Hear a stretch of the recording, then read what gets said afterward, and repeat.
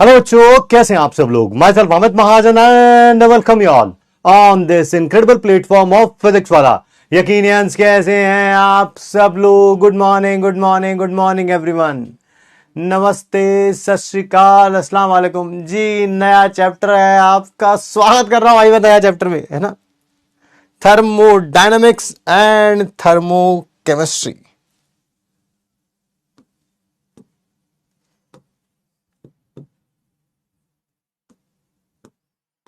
आइए आइए आइए आइए। Good morning, good morning, good morning ji. Slide map on कर लेते हैं।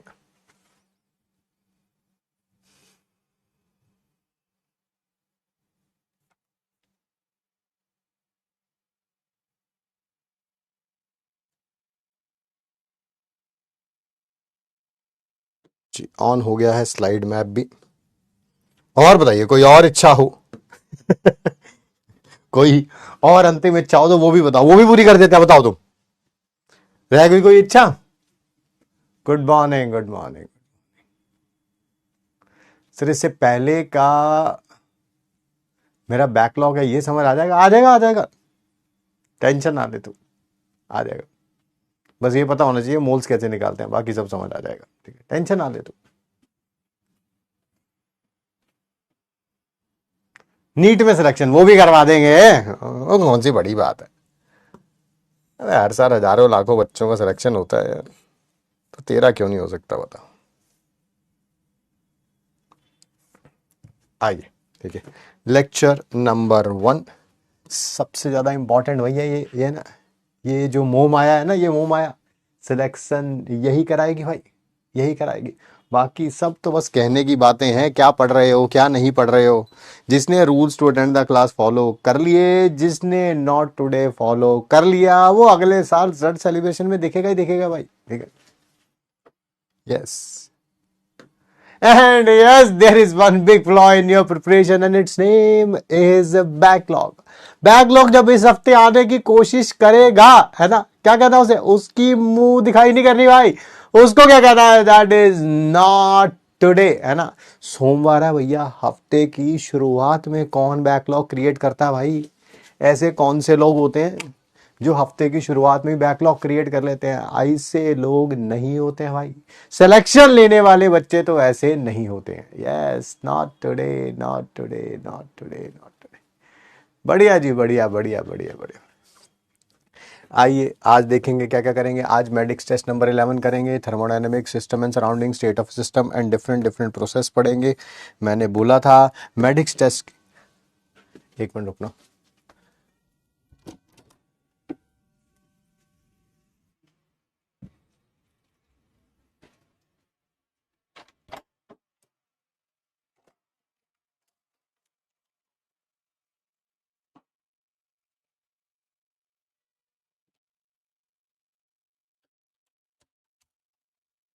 हाँ, मैंने बोला था कि सॉल्यूशन के अच्छे अच्छे क्वेश्चन हम लेके आएंगे। ठीक है, तो आइए शुरुआत करते हैं, शुरुआत करते हैं। क्या आप तैयार हैं?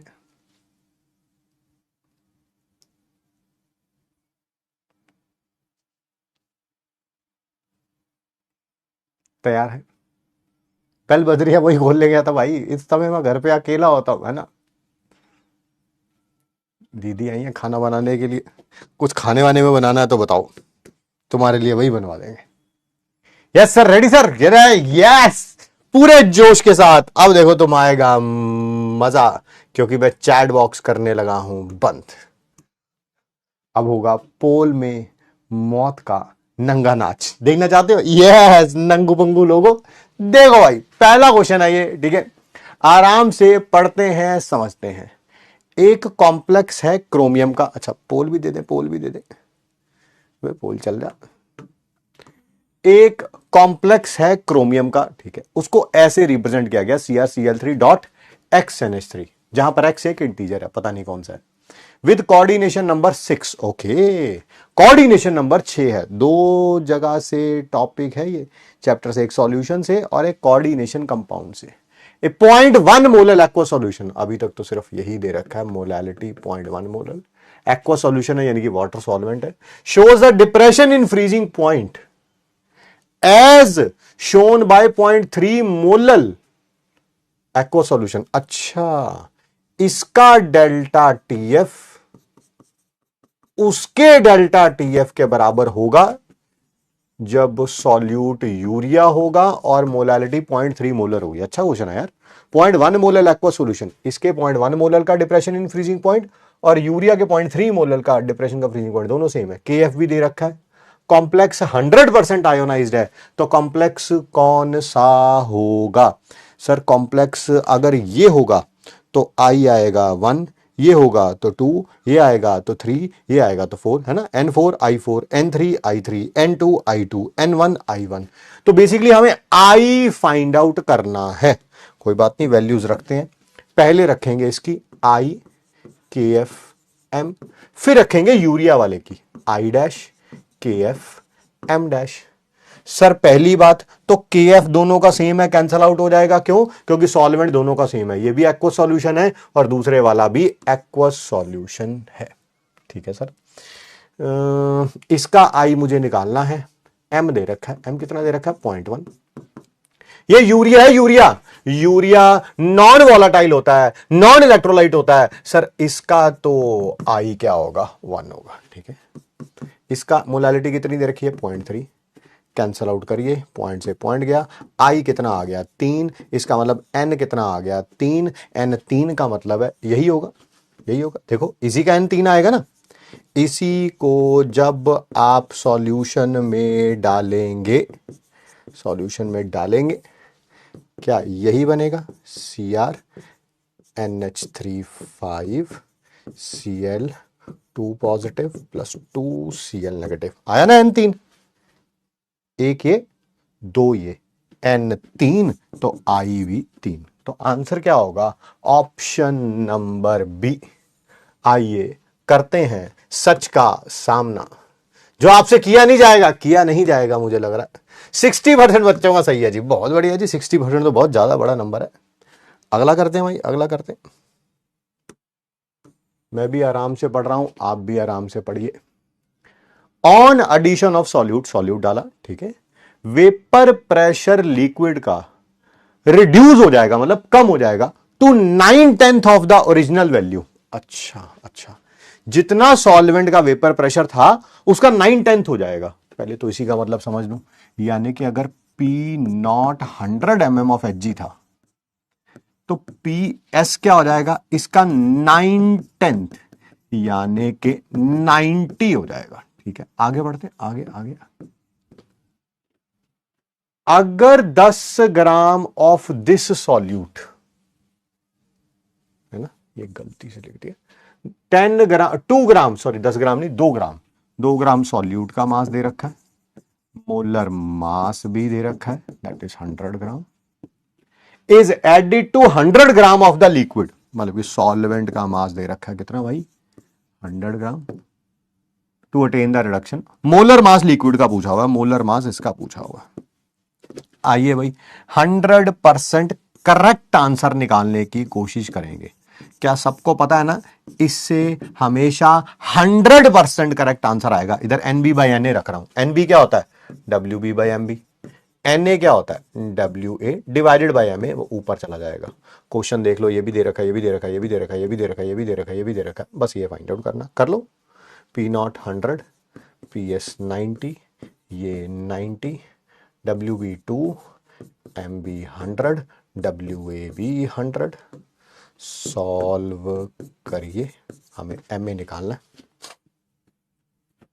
ये आ जाएगा 10/90। 10/90 कितना हो गया? 1/9 इंटू 100 इंटू 100। जो इधर डिवाइड में था उधर मल्टीप्लाई हो जाएगा, जो इधर मल्टीप्लाई में था उधर वो डिवाइड हो जाएगा। तो 5000 को 9 से डिवाइड कर रखा है। अगर ये 10 होता, ये 5000 हो गया ना, 5000 को 9 से डिवाइड कर रखा है। अगर ये 10 होता 9 की जगह तो आंसर 500 आ जाता, पर डिनोमिनेटर छोटा है तो आंसर 500 के पास ही हो, 500 के पास, 500 के पास, है ना। Option number C, option number C. 47% बच्चों का सही है। पता है हमारा आंसर थोड़ा सा गड़बड़ क्यों आ रहा है? हमने 100% करेक्ट निकाला है, इन्होंने अप्रोक्सीमेटली करेक्ट निकाला है, अप्रोक्सीमेटली करेक्ट। देखना इससे आंसर इनके साथ बिल्कुल मैच हो जाएगा। देखना तुम देखो 100 माइनस 90 बाय 100, ये 2, ये 100, ये भी 100 और ये MA हो गया 10 बाय 100, फिर ये वाला भी 100, ये वाला भी 100 और ये 2। देखना इससे आंसर बिल्कुल मैच हो जाएगा, बट इन्होंने अप्रोक्सीमेटली करेक्ट निकाला भाई। हमारा 100% करेक्ट है, हम ज्यादा करेक्ट हुए ना। देखो आ गया कि नहीं, 500 आ गया कि नहीं आ गया, ठीक है।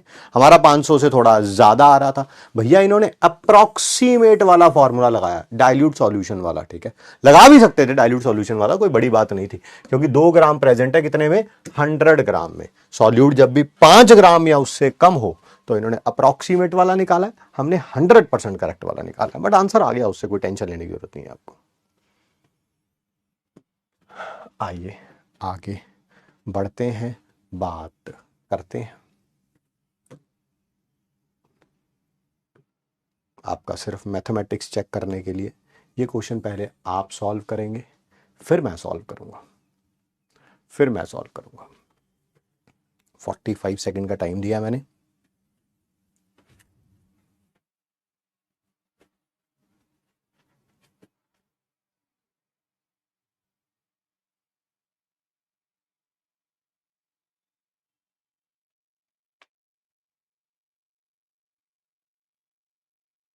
डेरिवेशन है ये, डेरिवेशन से पार्शियल डिफरेंशिएशन है, बट आप डिफरेंशिएशन भी मान लोगे तो चल जाएगा, कोई बात नहीं।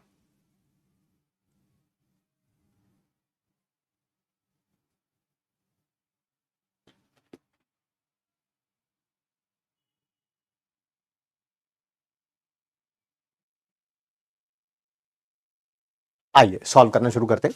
For a non electrolyte aqueous solution दे रखा है और मोलालिटी एम है, D of delta DB by DM क्या होगा, कोई बात नहीं। डेल्टा डीबी किसके बराबर होता है सर, वो होता है के बी इंटू एम। अच्छा, डिफरेंशिएट कर दीजिए विद रिस्पेक्ट टू डीएम।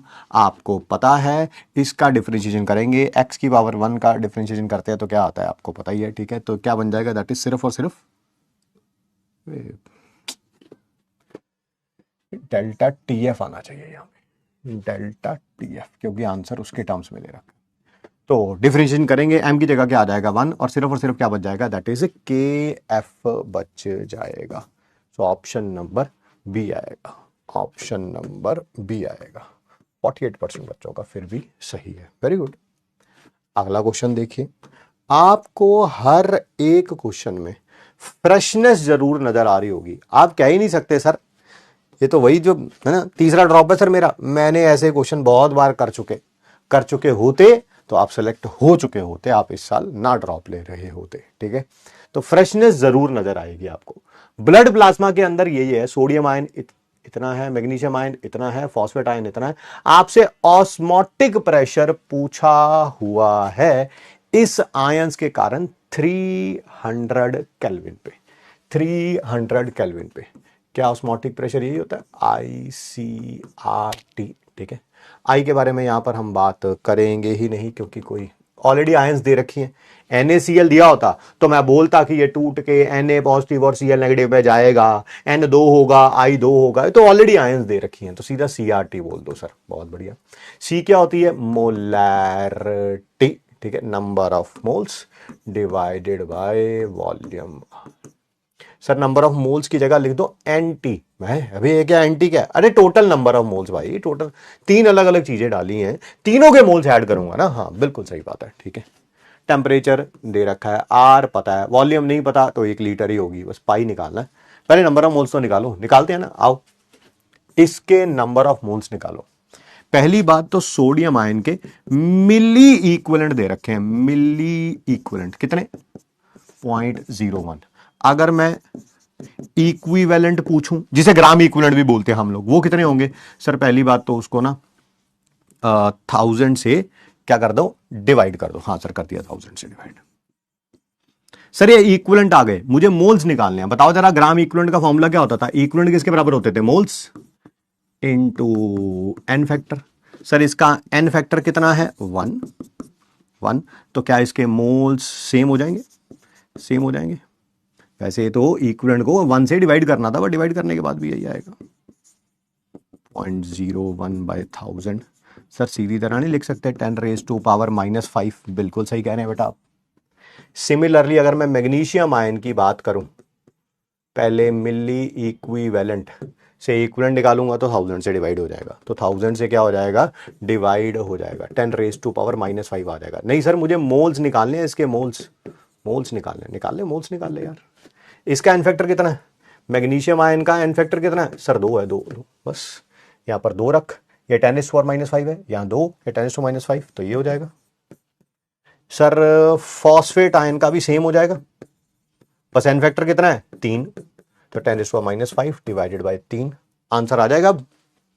अरे आंसर आ जाएगा, पाई निकालना था। नंबर ऑफ मोल्स कितने आए, सोडियम आयन के इतने, मैग्नीशियम आयन के इतने, और तीसरा कौन सा था बेटा, फॉस्फेट आयन, उसके इतने,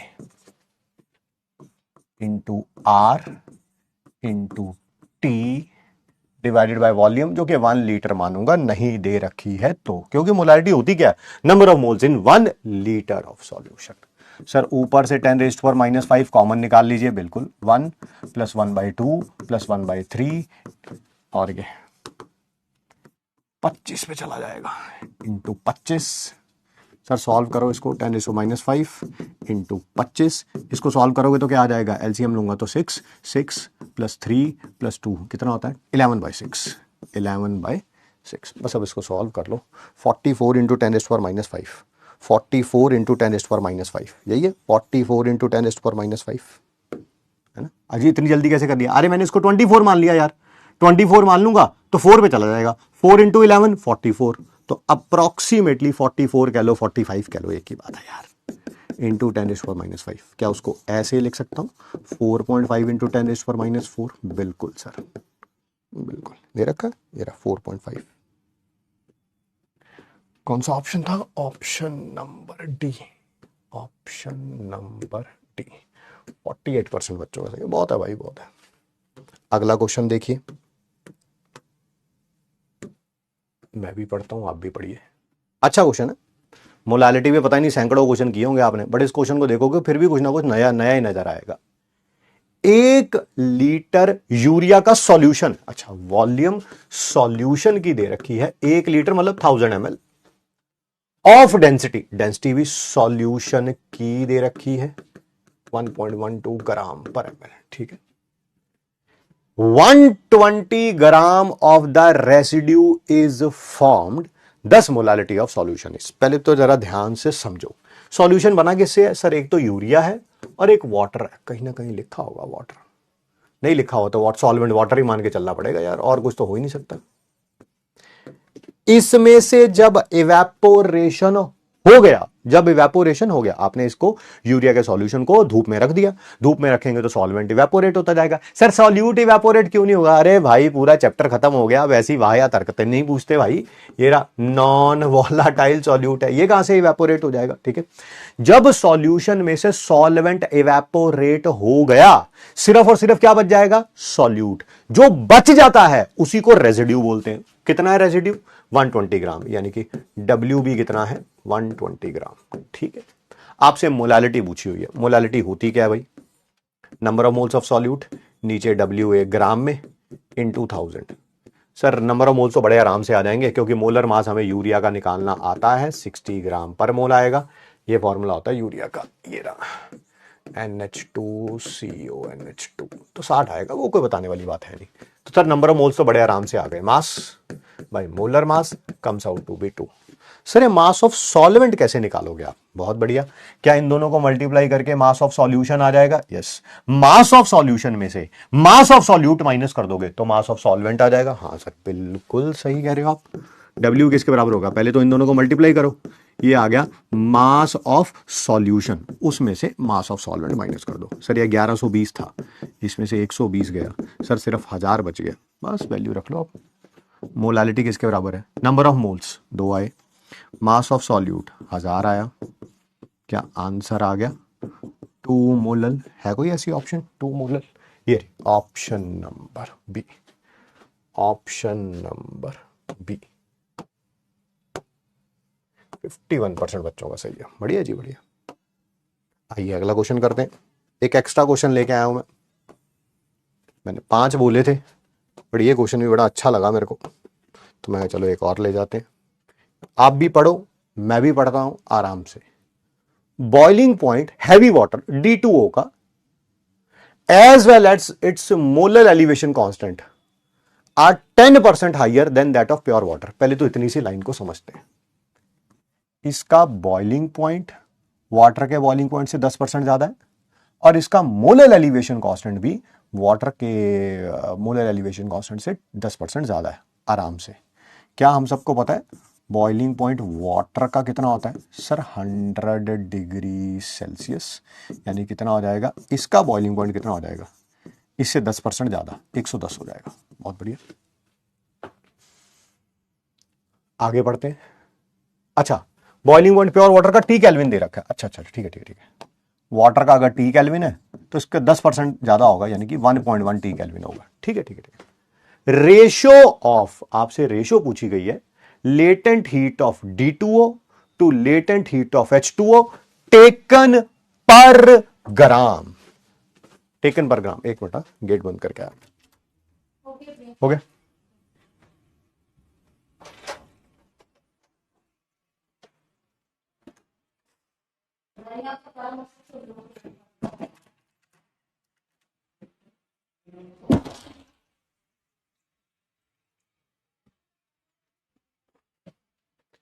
हाँ भाई, किसकी रेशो निकालनी है? लेटेंट हीट D2O की, latent heat of H2O, latent heat D2O divided by latent heat of H2O पर ग्राम। इन दोनों की रेशो निकालनी है। कोई बात नहीं यार, निकालते हैं। थोड़ा सोचते हैं, थोड़ा समझते हैं। सर KB वाटर का, अगर कुछ भी अपनी मनमर्जी से रखना है, X रख लेता हूं, तो KB D2O का क्या होगा? इसका 10% ज्यादा होगा, 1.1x होगा। KB का फॉर्मूला क्या होता था? KB का फॉर्मूला क्या होता था सर? ये फॉर्मूला होता था R T0 का square 1000 latent heat of H2O। Similarly KB of D2O का फॉर्मूला क्या होगा? फिर वही R T0 स्क्वायर, ये T0 H2O का होगा, ये ऑब्वियसली T0 D2O का होगा, डिवाइडेड बाय 1000 और लेटेंट हीट ऑफ D2O। बेटा सॉल्व करने की कोशिश करते हैं। ये कितना दे रखा है? X, और ये कितना दे रखा है? 1.1x। R से R कैंसल आउट, 1000 से 1000 कैंसल आउट। ये अगर T है तो ये T का स्क्वायर हो गया, और नीचे ये क्या हो जाएगा? 1.1T, 1.1T का स्क्वायर, ऊपर लेटेंट हीट D2O का, नीचे लेटेंट हीट H2O का। देखो जरा क्या क्या कैंसल आउट हो सकता है। सर X के साथ X कैंसल आउट हो गया, T स्क्वायर के साथ T स्क्वायर कैंसल आउट हो गया। यहां पर 1.1 का स्क्वायर था, एक 1.1 चला गया, एक 1.1 चला गया, एक बच गया, एक बच गया। मुझे निकालना है LH2O बाय LD2O, यानी कि उधर जाके मल्टीप्लाई, उधर जाके डिवाइड।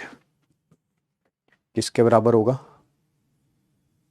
1/1.1 कितना हो गया? यानी कि 10/11 दे रखी है कोई, 10/1 10/11। कोई गलती तो नहीं करी? मेरे ख्याल से तो कोई गलती नहीं करी है यार। 10/11 नहीं नहीं नहीं, हमें रेशो में D2O ऊपर रखना है, D2O ऊपर रखना है। हाँ हाँ हाँ हाँ, ठीक है ठीक है ठीक है, कोई गलती नहीं है भाई। मैंने D2O ऊपर रखना है, H2O नीचे रखना है। तो ये 1.1 उधर चला जाएगा, ये 1.1 उधर चला जाएगा, उधर जाके चला गया, बन गया 1.1।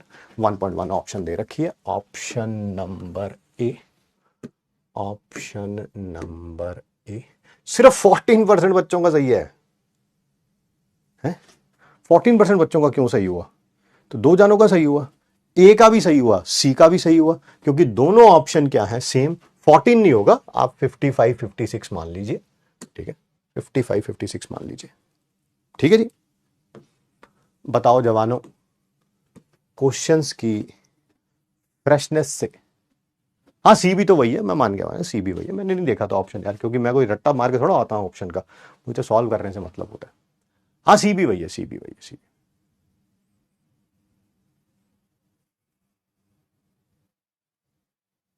ए और सी सेम है, ए और सी सेम है, जिनका ए सही है वो भी सही है। पहले बताओ, क्या क्वेश्चंस आप लोगों को अच्छे लगे, यस और नो, ठीक है। और दिमाग के भूसे में आग लगी या नहीं लगी, पता चला कि हम लोग एडवांस लेवल पे पढ़ रहे हैं कि नहीं पढ़ रहे हैं। मजा आ गया सर, मजा आ गया सर, मजा आ गया सर। कितने क्वेश्चन सही होने चाहिए थे, ठीक है, सही बात बताऊं तो 3 क्वेश्चन सही होने चाहिए थे 6 में से। अगर आपके 3 या 3 से ज्यादा है, मतलब 3 है, 4 है, 5 है, 6 है, आराम से टेंशन मत लीजिए, आपकी तैयारी बहुत अच्छी चल रही है, बस रिवाइज करते रहना।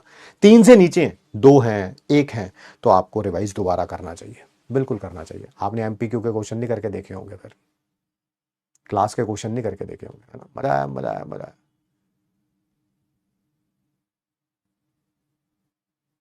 5 सही है, 4 सही है, 3 सही है, 6 सही है, बहुत बढ़िया भाई, यस सर, 6 4, बहुत बढ़िया, बहुत बढ़िया।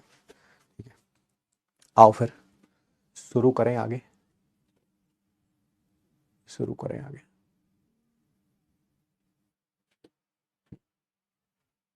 अगले मेडिक्स टेस्ट का सिलेबस बता दो।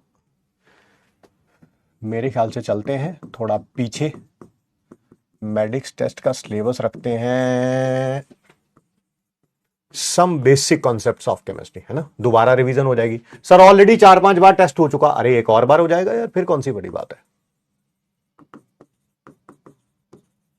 कब रखेंगे, वेडनेसडे, है ना। ले लो 1-2 दिन रिवाइज करने के लिए। टेस्ट का लेवल इजी वाला तो देखो मौका चला गया अब, क्योंकि 5-6 बार इसका टेस्ट हो चुका है, तो मॉडरेट और टफ क्वेश्चंस रखेंगे, मॉडरेट और टफ, है ना। सिमिलर क्वेश्चन, सिमिलर क्वेश्चन, इससे आसान क्वेश्चन, ये नहीं, इससे आसान क्वेश्चन जेई एडवांस में आया हुआ है। मेरी बात का विश्वास ना हो, जेई एडवांस का क्या बोलते हैं, पीवाई क्यू खोल के देख लेना, इससे सिमिलर है बट इससे आसान है, क्योंकि उसमें यूरिया नहीं दे रखा, सीधा delta T F equal to I K F M रखना था, ठीक है।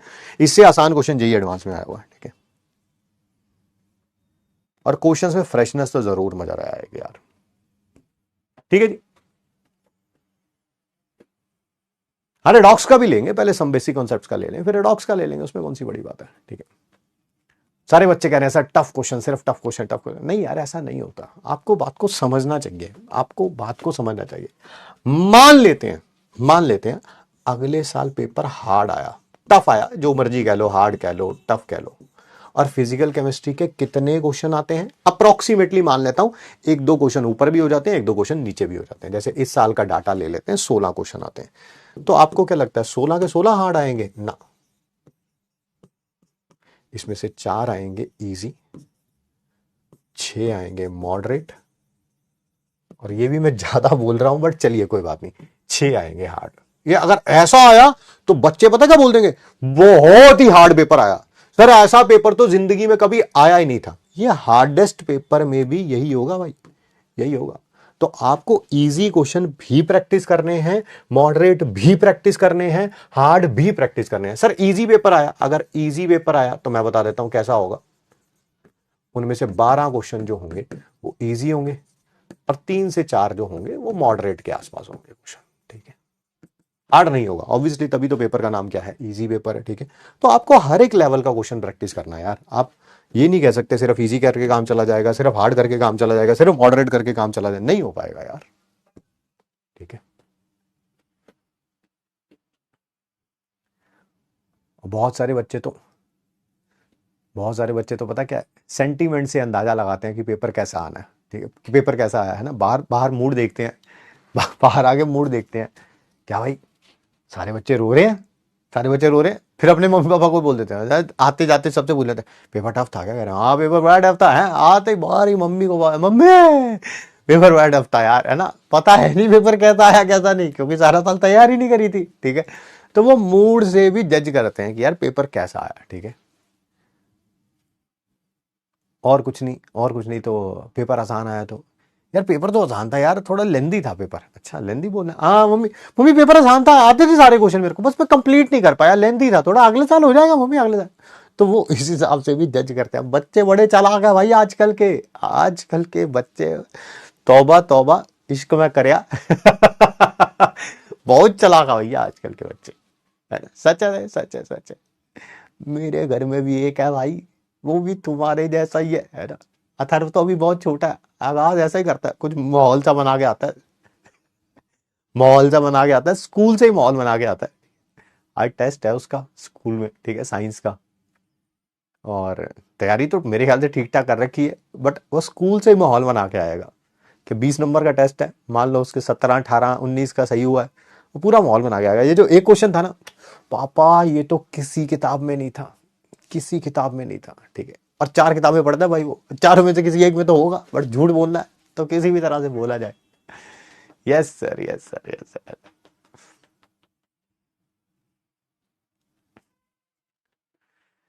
1 मिनट का मुझे टाइम और दो, मेरा गला सूख रहा है।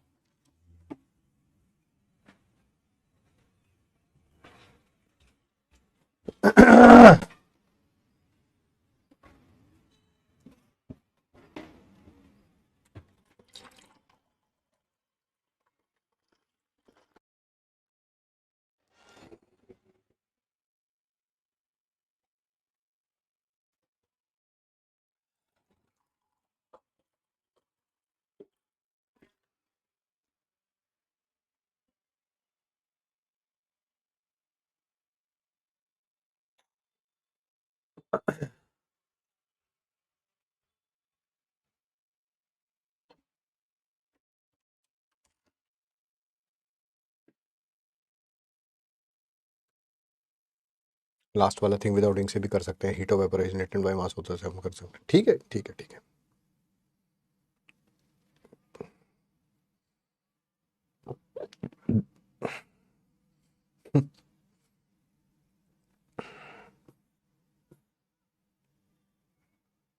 दे देते हैं हर्षिता। समागना कह रही है कि मेडिक्स एग्जाम को अटेम्प्ट कैसे करना होता है। वही बेटा जैसे जिंदगी के सारे एग्जाम अटेम्प्ट करते हैं वैसे करना होता है ना।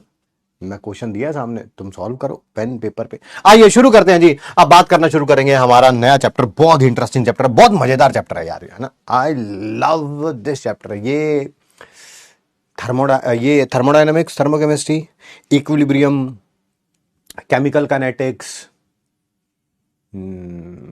इलेक्ट्रोकेमिस्ट्री, सारे जबरदस्त चैप्टर बने। मतलब डेली लाइफ में आप इनके बारे में कुछ ना कुछ अपने आसपास होता हुआ देखेंगे ही देखेंगे।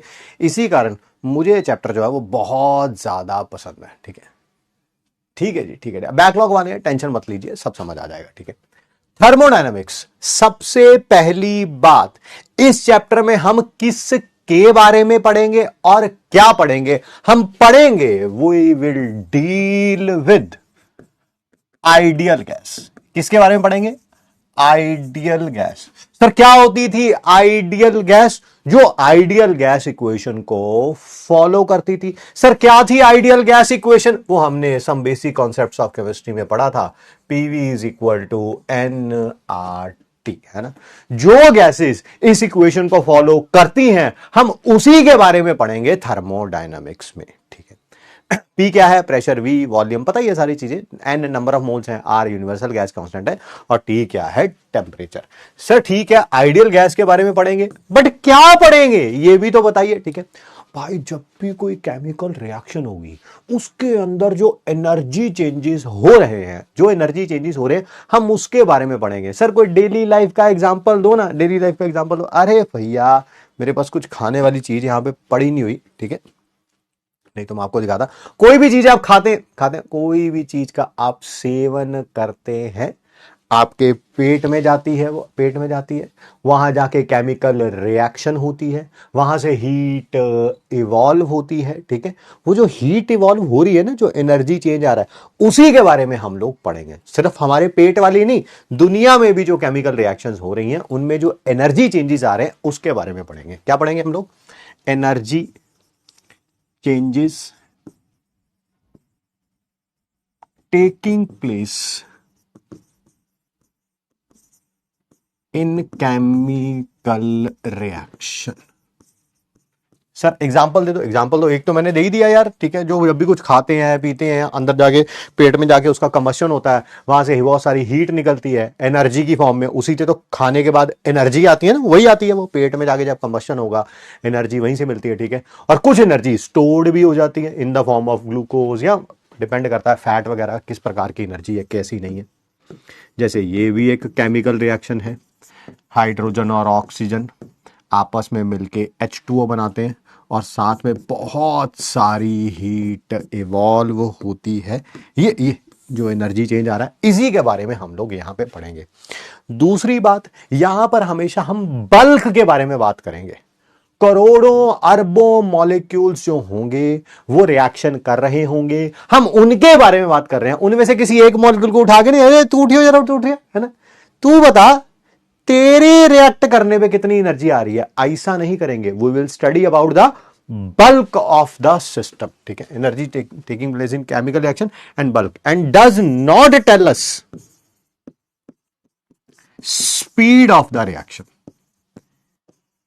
ये स्पीड के बारे में नहीं बताता कि कोई भी केमिकल रिएक्शन बहुत फास्ट होगी, बहुत स्लो होगी, 3 दिन में होगी कि 3 साल में होगी, उसके बारे में नहीं बताता। उसके लिए एक अलग चैप्टर है जिसका नाम है केमिकल काइनेटिक्स, वहां जाके पढ़ेंगे। यहां पर तो बस ये है केमिकल रिएक्शन होगी तो उसमें क्या हीट चेंजेस, एनर्जी चेंजेस आएंगे, हम उसके बारे में पढ़ेंगे, ठीक है।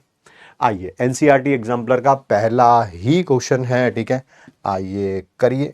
एनसीईआरटी एग्जाम्पलर के क्वेश्चंस को लाइटली नहीं लेना है, एज इट इज। ये एनसीईआरटी के क्वेश्चन नीट के एग्जाम में या जेईई मेंस में भी कई बार पूछे गए हैं। थर्मोडायनामिक्स कंसर्न्ड नहीं है, नहीं है। क्या energy changes in the reaction, उसके बारे में तो कंसर्न्ड है। Extent to which the chemical reaction proceeds, हाँ ये भी कह सकते हैं कि इसके बारे में भी पता चलता है। हाँ इसके बारे में कंसर्न नहीं है। रेट, स्पीड के बारे में कंसर्न नहीं है। Does not tell us the speed. Rate होता है किस स्पीड से काम हो रहा है, उसके बारे में नहीं होता। ये फिजिबिलिटी भी बताएगा, रिएक्शन होगी या नहीं होगी, कितनी होगी, उसके बारे में भी थोड़ा बहुत आइडिया दे देता है, बट स्पीड के बारे में बिल्कुल भी आइडिया नहीं देता है। स्पीड के बारे में बिल्कुल भी आइडिया नहीं देता है। तो answer is option number C. Next बात करते हैं बेटा, सिस्टम किसे बोलते हैं, ठीक है। ये एलविश यादव वाला सिस्टम नहीं है कि सिस्टम हैंग कर देंगे, ये वो वाला पहली बात तो सिस्टम नहीं है। ये दुनिया का वो हिस्सा है जहां पर तुमने अपनी नजरें गड़ाई हुई हैं, ठीक है। देखा नहीं है, देखा नहीं है। सुबह सुबह जब स्कूल में प्रेयर होती थी, जब वो ओथ लेने का टाइम आता था, अब बोलते थे all Indians are my brothers and sister, बोलते थे ना, उसमें साथ में आप धीरे से बोल देते थे एक्सेप्ट वन, एक को छोड़ के, है ना। हाँ हाँ हाँ, वही वही वही तुम्हारे लिए वही सिस्टम है। सारी दुनिया में क्या हो रहा है, इजराइल और ईरान में लड़ाई हो रही है कि नहीं हो रही है, यूक्रेन और रशिया में लड़ाई हो रही है, कोई मैटर नहीं करता, बट वो तो ठीक है कि नहीं। जब तक वो ठीक है तब तक तुम्हें अच्छा फील होता है। वही वही वही तुम्हारे लिए क्या है, सिस्टम है। दुनिया की बाकी सारे लड़के या लड़कियों से तुम्हें कोई लेना देना नहीं है, तुम्हारा ध्यान सिर्फ उसी के ऊपर है, वो तुम्हारे लिए सिस्टम है, ठीक है। बट यहां पर थर्मोडायनामिक्स में सिस्टम किसे बोलेंगे भैया, जहां पर रिएक्शन हो रही है। क्या हो रही है, रिएक्शन हो रही है। जैसे इस कंटेनर के अंदर कोई केमिकल रिएक्शन हो रही है तो ये पूरा का पूरा कंटेनर क्या कहलाएगा, सिस्टम कहलाएगा, सिस्टम कहलाएगा। सिस्टम को छोड़ के, सिस्टम को छोड़ के पूरी दुनिया क्या कहलाएगी, सराउंडिंग कहलाएगी। सिस्टम को छोड़ के पूरी दुनिया क्या कहलाएगी, सराउंडिंग है। बोल नहीं देते all Indians are my brothers and sister, है ना, बाकी सारे इंडियन मेरे ब्रदर एंड सिस्टर ही है, ठीक है, वो सारे सराउंडिंग है, एक्सेप्ट वन, एक को छोड़ के। हाँ वही सिस्टम है, वही सिस्टम है, उसको छोड़ के, है ना। तो क्या बोलेंगे हम लोग, दैट इज सराउंडिंग, ठीक है। सर सिस्टम और सराउंडिंग को डिफरेंशिएट कैसे करते हैं कि ये सिस्टम है, बाकी पूरी दुनिया जो है वो सराउंडिंग है, कैसे डिफरेंशिएट करते हैं? बाउंड्री से। किससे? बाउंड्री से। ये बाउंड्री नजर आ रही है रेड कलर से जो नजर आ रही है, यस, ठीक है। सो पहले सराउंडिंग की डेफिनेशन लिख देता हूं, एक्सेप्ट सिस्टम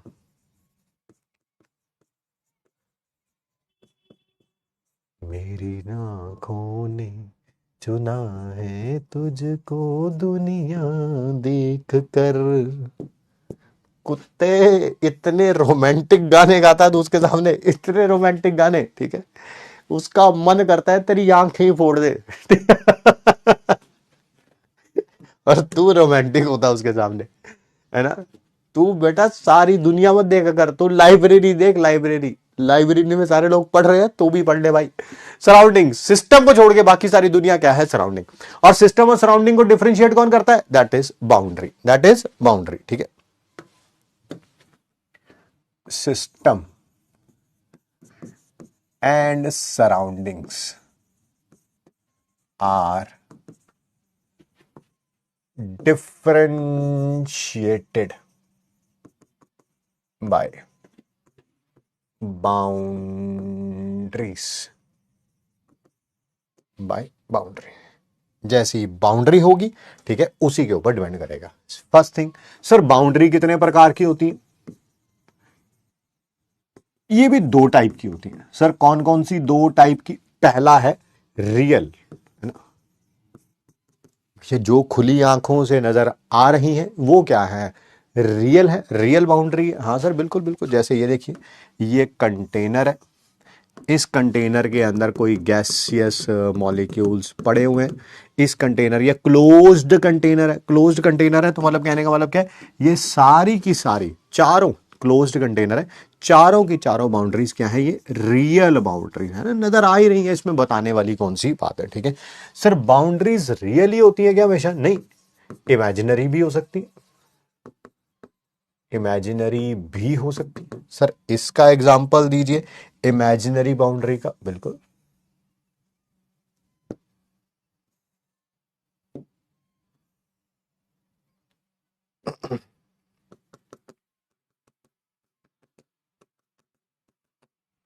ध्यान से देखिए, इस कंटेनर के अंदर भी क्या पड़ा हुआ है? कोई गैसियस सब्सटेंस पड़े हुए हैं। ये तीन बाउंड्रीज तो रियल है, ये भी रियल, रियल और रियल, ठीक है। ये वाली बाउंड्री क्या है? इमेजिनरी। ये वाली बाउंड्री क्या है? दैट इज इमेजिनरी बाउंड्री है ना। कोई ढक्कन वगैरह नहीं लगा हुआ भाई, पर फिर भी पता चल रहा है कि सिस्टम यहां पे खत्म हो रहा है और सराउंडिंग क्या हो रही है, यहां से क्या हो रही है? शुरू हो रही है, ठीक है।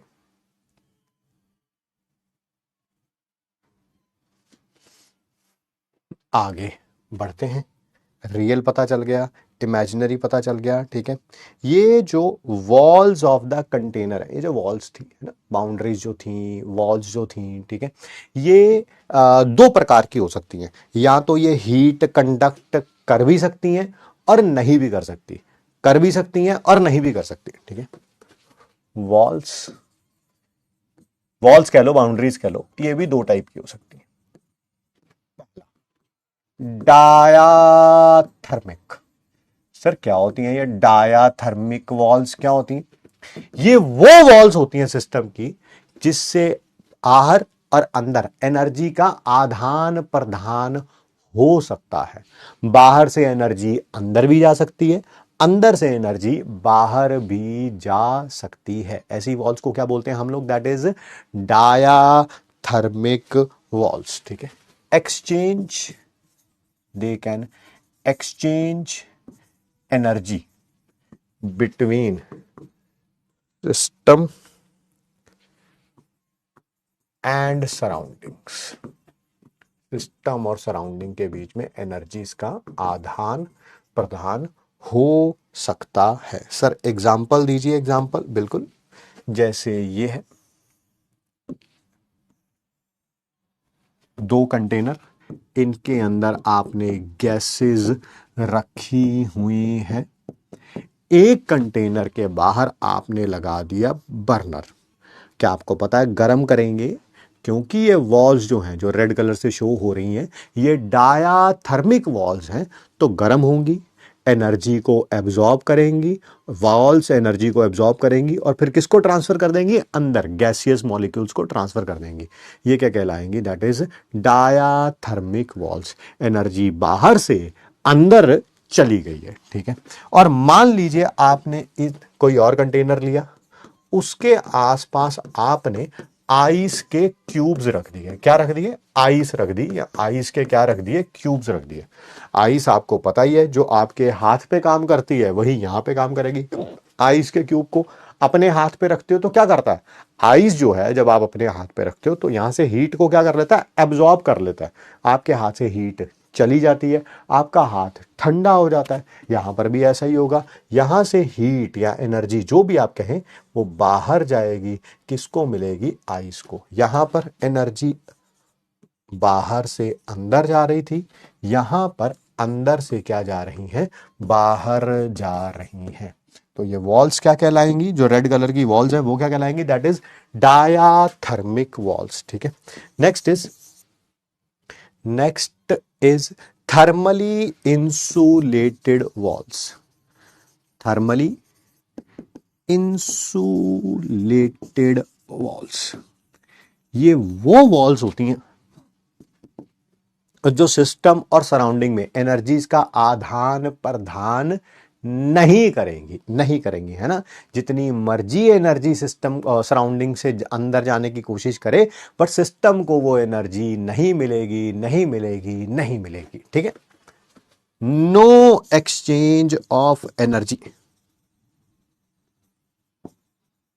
बिटवीन सिस्टम एंड सराउंडिंग्स, ठीक। जैसे ये देखिए, एक कंटेनर रखा आपने, इसके अंदर कोई गैसियस सब्सटेंस है और हमने बाहर इसको इंसुलेट कर रखा है, किसी इंसुलेटर से, ठीक है। इंसुलेट कर रखा है, इंसुलेटेड वॉल्स हैं, थर्मली इंसुलेटेड वॉल्स हैं। अब आप चाहे यहां पे इसको गर्म करिए या ठंडा करिए, ना हीट अंदर जाएगी ना हीट बाहर आएगी। सर कहां पर होती हैं ऐसी थर्मली इंसुलेटेड वॉल्स? तुम में है? कैसी बात कर रहे हो सर, कैसी बात कर रहे हो? ये देखो सर, मेरा शरीर है, इसको अगर मैं गर्म करूंगा, है ना, भगवान ना करे यहाँ पे माचिस की तीली लग जाए, तो सर हीट अंदर जाती है, मेरे को लगता है। अरे नहीं, तुम मेरी बात को गलत समझ गए यार। ये तुम्हारी मम्मी नहीं कहती तुमसे, अबे इतनी मोटी चमड़ी है तुम्हारी, ठीक है, कि तुम्हें किसी बात का असर ही नहीं होता। हाँ, वही वाला। ये कभी कभी तुम्हारी चमड़ी ऐसी हुआ करती थी जब मम्मी तुम्हें डांटती थी, पापा तुम्हें डांटते थे, तुम्हारा टीचर तुम्हें डांटता था, तो तुम्हें असर होता था भाई, तुम्हें बेइज्जती महसूस होती थी, तुम्हें लगता था पढ़ लेना चाहिए, और वाकई ही तुम पढ़ते भी थे, ठीक है। ये किसी पुराने जमाने की बात हो रही है, जब तुम 8th 9th में हुआ करते थे, ठीक है, 8th 9th, तब तुम्हारी जो ये चमड़ी है वो इतनी मोटी नहीं थी, ठीक है। फर्क पड़ता था, पिताश्री डांट देंगे यार, मेरे एग्जाम में नंबर कम आए तो पापा मारेंगे, है ना, कि किसी का तो डर था, इज्जत का ही था, है ना, कि यार 4 लोगों के सामने बेइज्जती हो जाएगी, है ना, पापा कहेंगे कि तेरे इतने नंबर आए हैं, शर्मा जी के बेटे। कोई शर्म किसी प्रकार की तो थी। तो किसी टाइम तुम्हारी जो मोटी चमड़ी जो थी वो इस प्रकार नहीं थी, वो डायाथर्मिक थी, उन्हें थोड़ा थोड़ा फर्क पड़ता था। आजकल तो मैं कह रहा हूं भाई साहब, क्या हालात है तुम्हारे, मैं अपने मुंह से तारीफ कैसे करूं, हो ही नहीं रही मुझसे, हो ही नहीं रही भाई साहब, ठीक है। अब तुम्हारे हालात क्या है तुम जानते ही हो। पिताश्री 1 घंटा तुम्हें डांटते हैं, कितना, 1 घंटा डांटते हैं, ठीक है। तुम्हें लगता है भाई मैं तो अब कुछ कर लो, अब बन गया मैं डॉक्टर, अब नहीं रुकने वाला, और 10 मिनट के बाद तुम YouTube शॉर्ट्स देख रहे होते हो, तो सोच रहे हो तुम कितनी मोटी चमड़ी है तुम्हारी, कि भाई साहब वो भैंस को लगने वाला इंजेक्शन भी तुम्हें लगाया जाए ना तो उसकी सुई मुड़ जाएगी, तुम्हारे अंदर नहीं जाएगी, है ना। सच बोल रहे हैं सर, सच बोल रहे हैं। देखो भगवान झूठ ना बुलाए, हो गए तुम्हारे साथ 2 महीने हो गए मेरे को भाई साहब। 2 महीने में जो तुमने मेरे को नजारे दिखाया ना, मेरा मन कर रहा है मैं उधर बैठ के स्पैमिंग करा करूं। मेरा मन कर रहा है कि बैच लेकर मैं स्पैमिंग करा करूं भाई, ठीक है। टीचर कुछ भी पढ़ा ले, वो नहीं आया समझ, नहीं आया, एक कोई है ना 10वीं क्लास चल रही है और मेरी आज पहली क्लास है, मेरे को समझ नहीं आ रहा, और भाई पहली क्लास अगर तेरी है तो 10वीं में कैसे समझ आएगा? ठीक है भाई साहब, कुछ भी चल रहा है, चल क्यों रहा है ये नहीं मेरे को पता, बट चल रहा है चल रहा है। ठीक है, आइए आइए आइए बात करते हैं सिस्टम और सराउंडिंग को मिलके ही पूरी दुनिया है ना। ये पूरा फ्लास्क क्या है? सिस्टम। नीले नीले वाला यहाँ पे सिस्टम शो कर रखा है, यहाँ पर जो नीला नीला है वो क्या शो कर रखा है? सराउंडिंग। ठीक है, इन्हीं दोनों को मिला देते हैं तो पूरा संसार बन जाता है, पूरा संसार बन जाता है ना। लड़की को सीधा नहीं बोलते कि तुम मेरा संसार हो, उसे बोलते हैं तुम और तुम्हारे माता पिता मिला के, तुम्हारे भाई बहन मिला के तुम मेरा संसार हो। फिर उसको लगता है भाई सीरियस है लड़का है। हाँ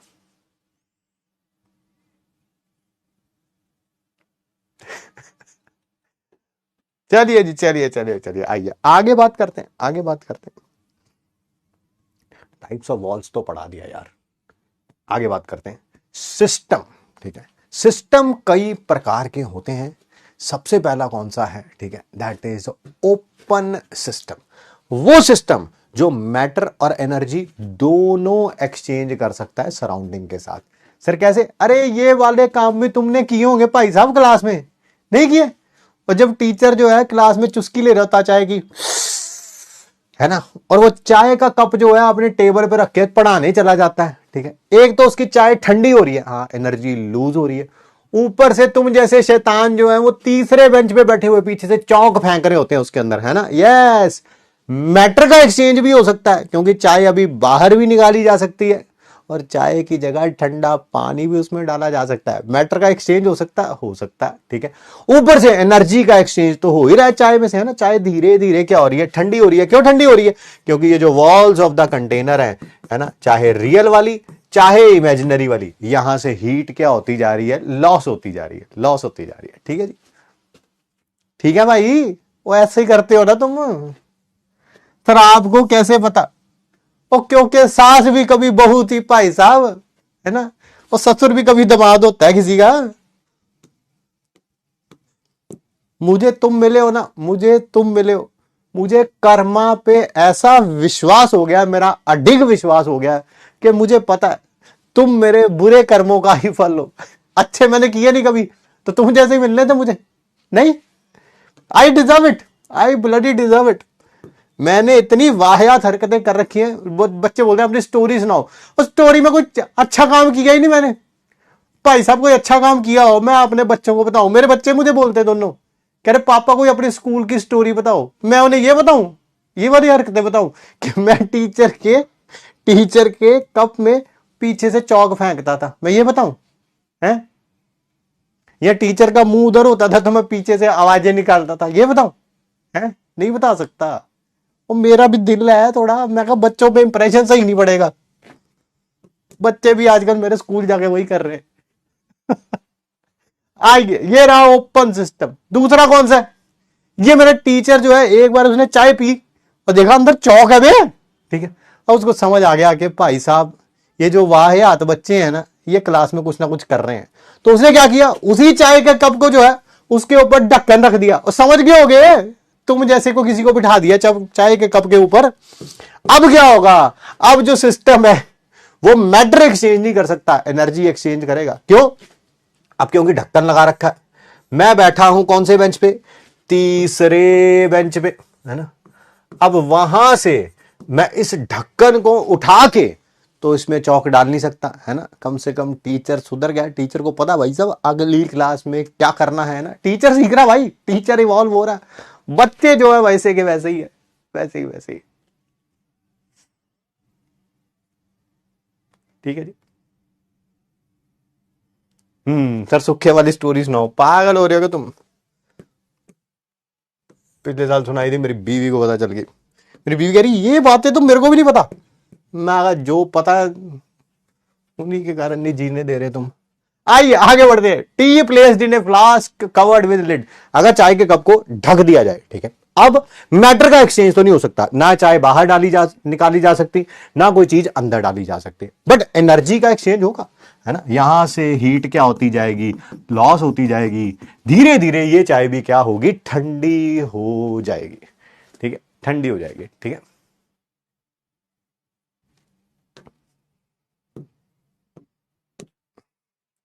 तो मैं अगर एक फ्री की एडवाइस दूं, अगर तुम यूट्यूब पे नहीं डालोगे तो, यूट्यूब पे नहीं डालोगे तो, जो भी तुम्हारा लाइफ में आगे पार्टनर होगा ना, आज से 10 साल बाद, 5 साल बाद, 12 साल बाद, मुझे नहीं पता, उसे कभी भी अपने पास्ट के बारे में कुछ मत बताओ, कुछ मत बताओ। बताओ कि मैं तो एक क्लीन स्लेट हूं, तुम ही हो, तुम ही हो चौक की तरह जो मेरी जिंदगी में आए हो या आई हो। ठीक है, और तुमने रंगीन कर दी है। नहीं तो मेरे ये जो 22, 22, 25, 30 साल, जब भी तुम्हारी शादी होगी, बिल्कुल बेकार थी मेरी जिंदगी, जिंदगी जैसी मर्जी रही हो।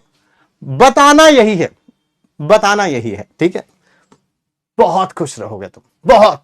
मैं कह रहा हूं, तुम्हें 10-12 साल बाद याद आएगी मेरी, कहेंगे यार मास्टर साहब ना, मास्टर एक है ना, उसने एक बात बताई थी, मैंने वो फॉलो कर ली। ठीक है ब्रह्म ज्ञान है, ये ब्रह्म ज्ञान, ये ना मिलेगा किसी किताब में, ये एडवांस से भी ऊपर की बात है। आइए आगे बात करते, आगे बात करते। फायदे में रहोगे, बहुत फायदे में रहोगे। मेरी खुद की आंखों में आंसू आ रहे हैं, मैं तुम्हें क्या बताऊं। आगे आगे बढ़ते हैं। ठीक है,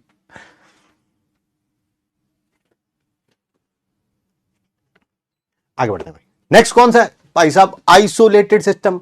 ओ भाई साहब, ये ऐसा सिस्टम है ना, ये एनर्जी एक्सचेंज करता, ना ये मैटर एक्सचेंज करता, ना ये एनर्जी एक्सचेंज करता, ना ये मैटर एक्सचेंज करता सराउंडिंग के साथ। कैसे सर, कैसे कैसे?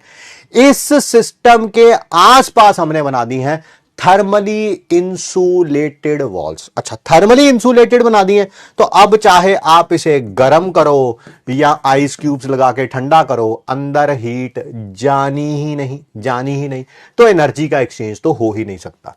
दूसरी बात, ढक्कन आपने पहले से ही लगा रखा है, तो ना तो कोई चीज अंदर जा सकती ना बाहर जा सकती, तो मैटर का भी एक्सचेंज हो ही नहीं सकता। एग्जाम्पल, टी प्लेस्ड इन थर्मस फ्लास्क। और बट एक बात का ख्याल रखना, तुम्हारे जैसे को पता चल जाए कि चाय को थर्मस फ्लास्क में रख दो तो वो गर्म रहती है क्योंकि एनर्जी का एक्सचेंज नहीं होता, तो ऐसा नहीं करना, ऐसा नहीं करना कि परसों अपनी भूआ जी आने वाली हैं, आज एक चाय का कप एक्स्ट्रा बन गया है, मम्मी को बोला कि थर्मस फ्लास्क में रख दो। ठीक है, 2 दिन बाद भूआ आएगी, ठीक है, सारा हिसाब किताब बराबर कर लेंगे, यही वाली चाय उसको पिलाएंगे। ऐसा नहीं करने का। 2 दिन बाद अगर थर्मस फ्लास्क में से चाय निकालोगे तो वो ठंडी हो चुकी होगी भाई, ठंडी हो चुकी होगी। 100% थर्मली इंसुलेटेड वॉल्स बनाना, 100% आइसोलेटेड सिस्टम बनाना पॉसिबल नहीं है ना। इसमें थर्मस फ्लास्क में भी एनर्जी का लॉस होगा, पर बहुत कम कम कम कम कम होगा। लाइक अभी चाय डाली है, 2 घंटे बाद निकाल के देखो गर्मी मिलेगी, बट अभी चाय डाली है 2 दिन बाद निकाल के देखोगे तो एनर्जी का लॉस हो रहा था, हो रहा था, हो रहा था, धीरे धीरे धीरे अब वो क्या हो जाएगी, ठंडी हो जाएगी। क्या हो जाएगी, ठंडी हो जाएगी। ठीक है, आइए, तो 100% आइसोलेटेड सिस्टम बनाना पॉसिबल नहीं है, पॉसिबल नहीं है। ठीक है,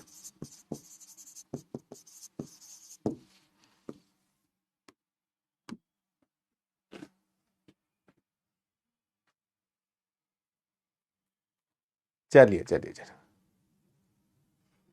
बुआ अच्छी है बेटा, बुआ नहीं अच्छी, फिर कर्म अच्छे हैं तुम्हारे तुम्हारे कर्म अच्छे हैं बेटा। आइए करिए क्वेश्चन, जल्दी जल्दी।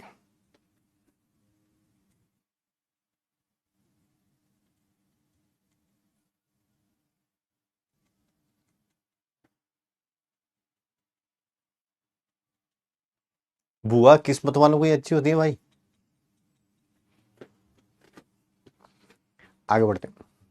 Well stopped thermos flask, well stopped मतलब थर्मस फ्लास्क को ऊपर से बहुत अच्छे तरीके से क्या किया हुआ है, बंद किया हुआ है, उसके अंदर आइस क्यूब्स डाल रखे हैं। ये किसका एग्जांपल है, अभी अभी पढ़ा है हमने, थर्मस फ्लास्क में कोई भी चीज रखते हो, थर्मस फ्लास्क बंद कर रखी है, तो ये कौन सा एग्जांपल है, दैट इज आइसोलेटेड सिस्टम का, आइसोलेटेड सिस्टम का।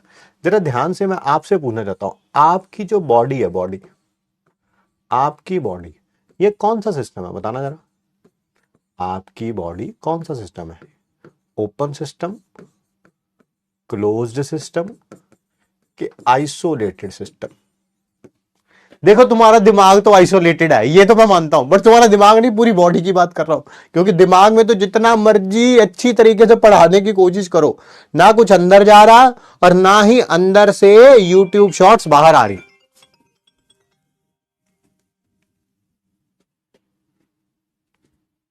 ठीक है, पूरी बॉडी की बात करो, पूरी बॉडी की। कई जाने कह रहे हैं ओपन, कई कह रहे हैं क्लोज्ड, कई जाने कह रहे हैं आइसोलेटेड। बेटा मैं चौथी ऑप्शन भी दे देता हूं, नन ऑफ दीज। और दो चार जाने बेचारी उस वाली ऑप्शन को भी रख लेना, उसको बुरा ही ना लग जाए कहीं, वो बेचारी आइसोलेटेड ना फील करेगी, मेरे को तो रखा नहीं किसी ने। बे गधो, ओपन सिस्टम है, ओपन। क्या कुछ खाते हो? हाँ सर खाते हैं। और क्या कुछ बॉडी से निकालते भी हो? हाँ हाँ सर, वही तो चैट बॉक्स में भी निकाल देते हैं हम, कभी कभी चैट बॉक्स में भी हक देते हैं हम चैट बॉक्स में भी हक देते हैं सर जी, हाँ बिल्कुल। तो मैटर का एक्सचेंज हो सकता है, बॉडी के अंदर भी कुछ जा रहा है और बॉडी से कुछ बाहर भी निकल रहा है, तो मैटर का एक्सचेंज तो पक्का हो रहा है। एनर्जी का एक्सचेंज हो रहा है कि नहीं हो रहा? सर उसका भी हो रहा है। ओ भाई साहब, आपको गर्मी लगती है और आपको ठंड भी लगती है। हाँ गर्मी क्यों लगती है? क्योंकि बाहर से हीट अंदर की तरफ जाती है। और ठंड क्यों लगती है? क्योंकि हीट अंदर से बाहर की तरफ जाती है। तो ये कौन सा सिस्टम हुआ? एनर्जी भी एक्सचेंज कर रहा है और मैटर भी एक्सचेंज कर रहा है। कौन सा है जी? ओपन सिस्टम है, ओपन सिस्टम है ना। चलिए चलिए चलिए चलिए चलिए,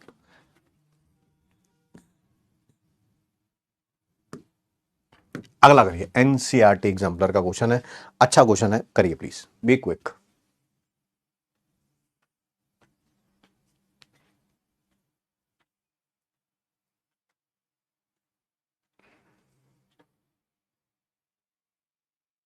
मैं भी पढ़ता हूं, आप भी पढ़िए। नीचे दी गई कौन सी स्टेटमेंट करेक्ट है? Presence of reacting species in A covered beaker is an example of open system. Beaker को अगर कवर कर रखा है तो ओपन कहां से हो जाएगा? गलत है भाई। There is an exchange of energy और matter between the system and surrounding in a close system. गलत सर, क्लोज सिस्टम में सिर्फ सिर्फ एनर्जी का एक्सचेंज होता है, मैटर का एक्सचेंज नहीं होता।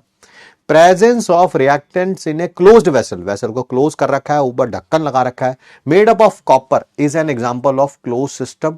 सर बिल्कुल आपकी बात सही है, कॉपर से बना हुआ वेसल है, उसको ऊपर ढक्कन लगा रखा है, क्या ये क्लोज सिस्टम है? बिल्कुल क्लोज सिस्टम है सर ये। क्यों? क्योंकि मैटर का एक्सचेंज तो नहीं हो सकता, एनर्जी का एक्सचेंज हो सकता है। कॉपर वेसल को गर्म करोगे, अंदर जो रिएक्टेंट है वो गर्म हो जाएगा, कॉपर वेसल के आसपास वो रखोगे, आइस रखोगे, अंदर वाला रिएक्टेंट जो है वो ठंडा हो जाएगा। Presence of reactant in A thermos flask या किसी और क्लोज्ड इंसुलेटेड वेसल में, वो क्लोज सिस्टम होगा? नहीं सर, थर्मस फ्लास्क में या किसी इंसुलेटेड वेसल में रखा होगा तो वो क्या होगा? दैट इज आइसोलेटेड सिस्टम होगा, आइसोलेटेड सिस्टम।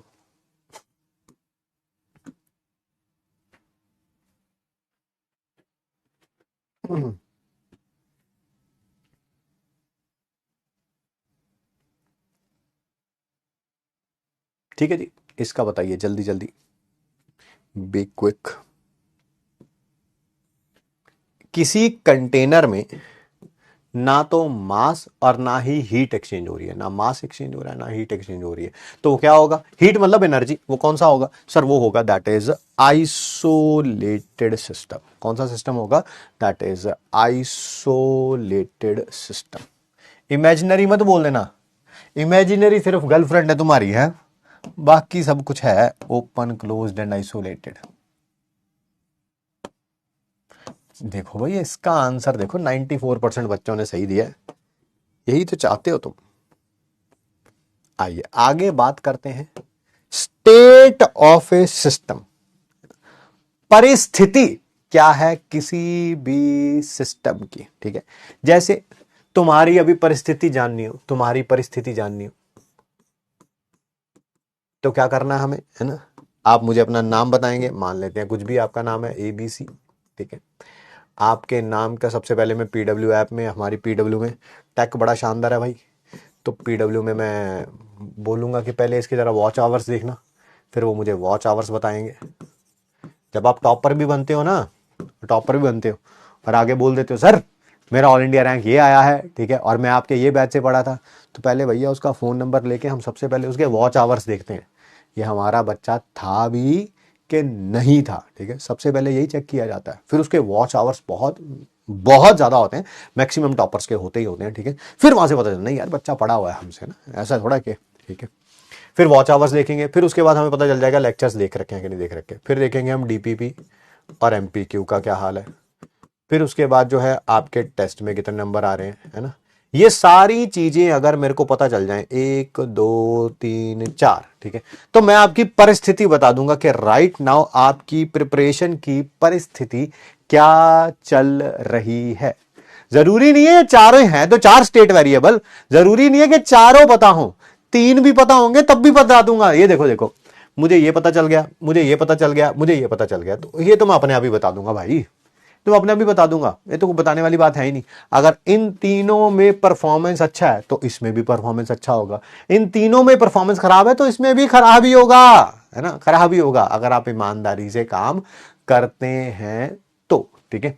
तो स्टेट ऑफ ए सिस्टम भी ऐसा ही है, आपकी स्टेट जानने के लिए ये चार चीजें पता होनी चाहिए थी।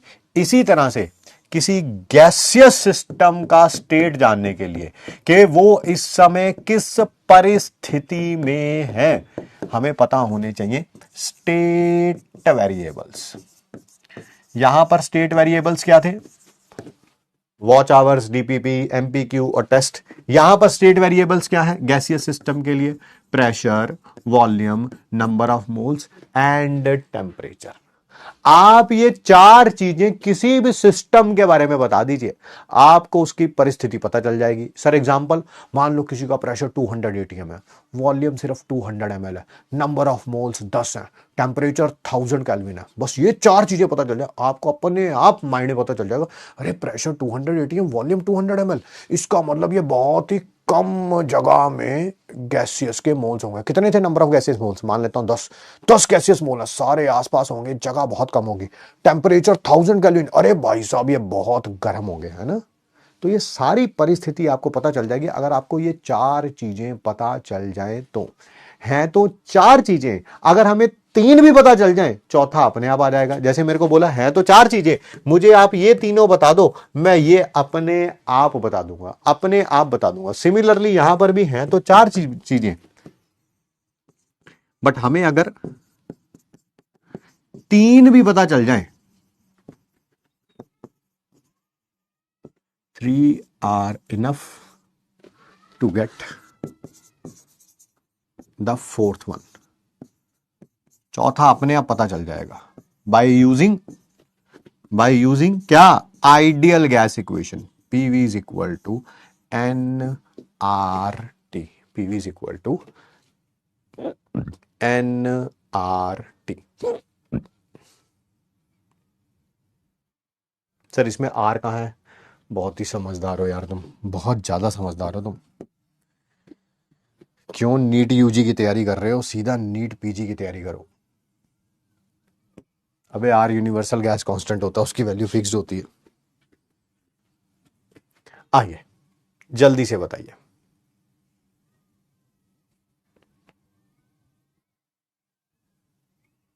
वॉल्केनो कैसा सिस्टम है, वॉल्केनो कैसा सिस्टम है, क्या उसमें एनर्जी का एक्सचेंज कर सकते हैं, हाँ कर सकते हैं भैया, वो बहुत ज़्यादा फटने लगता है तो एनर्जी बाहर आने लगती है। क्या हम मैटर का एक्सचेंज कर सकते हैं, बिल्कुल कर सकते हैं। जनरली वॉल्केनोस, जनरल बात कर रहा हूँ, ऊपर से क्या होते हैं, खुले होते हैं, तो आप ऊपर से कोई भी चीज़ उसमें डाल सकते हो, वो अलग बात है, उसमें डालने के बाद आप बचोगे नहीं बचोगे, मैं उसके बारे में बात नहीं कर रहा। चलिए आइए क्वेश्चन देखते हैं। State of a gas can be described bye coating the relationship between.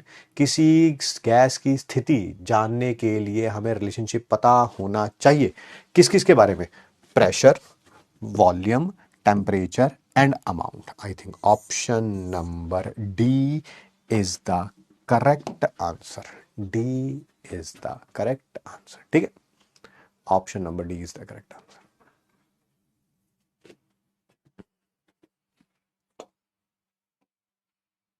देखो, आगे बढ़ने से पहले एक छोटी सी चीज मैं आपको बता दूं। सिस्टम और सराउंडिंग के बीच में जब भी एनर्जी एक्सचेंज करनी हो, एनर्जी का आदान प्रदान करना हो, तो दो तरीके होते हैं। एक होता है हीट, एक होता है वर्क। हीट का मतलब तो मेरे 2-3 बार बता दिया, फिर भी अगर कहते हैं तो मैं दोबारा बता देता हूँ। हीट का क्या मतलब है यार? हीट कैसे एक्सचेंज होगी? आप गर्म कर दो तो हीट अंदर जाएगी सिस्टम के, ठंडा कर दो हीट बाहर आएगी। तो हीट के बारे में बात नहीं करूंगा मैं बात करना चाहता हूं वर्क के बारे में। हम इस चैप्टर में जब भी वर्क यूज करेंगे तो एक ही प्रकार का वर्क डन पढ़ना है हमें गैसियस सब्सटेंस के लिए, या वर्क ऑफ कंप्रेशन या वर्क ऑफ एक्सपेंशन। या तो पिस्टन को ऊपर ले जाओ या पिस्टन को नीचे ले जाओ। ठीक है, पिस्टन समझते हैं ना, वो जो ऊपर नीचे मूव किया जा सकता है ना, स्प्रिंग जैसा भी लगा होता है कई सिस्टम में। ठीक है, तो वर्क मैं रिपीट कर देता हूं, वर्क तभी होगा जब गैसियस सिस्टम का ये पिस्टन या तो ऊपर ले जाओ, गैस एक्सपैंड हो गई, या ये नीचे ले जाओ, गैस क्या हो गई? कंप्रेस हो गई। ठीक है, इसका मतलब वर्क करने के लिए जो बाउंड्री है वो मूवेबल होनी चाहिए। वर्क करने के लिए बाउंड्री जो है वो मूवेबल होनी चाहिए। अगर बाउंड्री मूवेबल नहीं है तो वर्क नहीं होगा। ठीक है, work can be done if boundary is if boundary is movable। Boundary move होगी तो वर्क होगा, बाउंड्री मूव नहीं होगी तो वर्क नहीं होगा। जैसे ये देखिए, अब आप इस पिस्टन को नीचे भी लेके आ सकते हैं, वर्क होगा। आप इस पिस्टन को ऊपर भी लेके जा सकते हैं, वर्क होगा। ठीक है, बाउंड्री मूवेबल नहीं होगी तो वर्क भी नहीं होगा। मुझे राइट नाउ बताओ, वॉल्स थर्मली इंसुलेटेड नहीं है, तो मुझे बताओ मैं यहां पर क्या कर सकता हूं? हीट कर सकता हूं, वर्क कर सकता हूं, दोनों कर सकता हूं, दोनों नहीं कर सकता। सर मैंने अभी भी बैच ज्वाइन किया, स्टार्ट कर सकते हैं? स्टार्ट कर सकते हैं जी।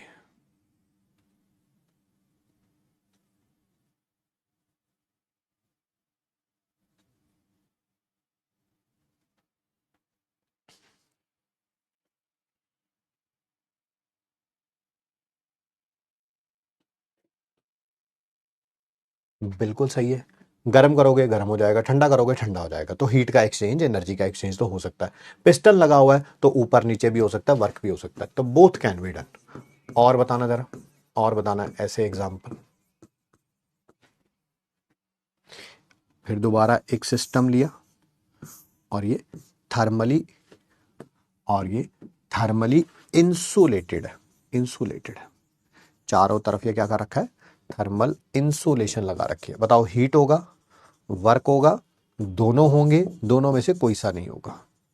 हीट, वर्क, बोथ, और both can not be done. इसमें बताइए, थर्मली इंसुलेटेड है, चारों तरफ से इंसुलेशन लगा रखी है।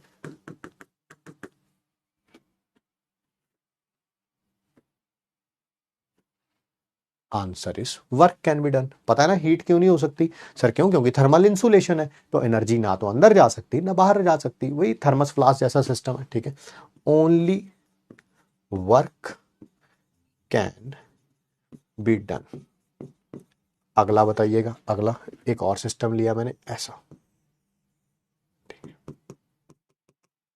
इसकी वॉल्स रिजिड है, मूवेबल नहीं है, कोई थर्मल इंसुलेशन नहीं है। अब बताओ क्या होगा? हीट वर्क के बोथ, हीट वर्क के बोथ।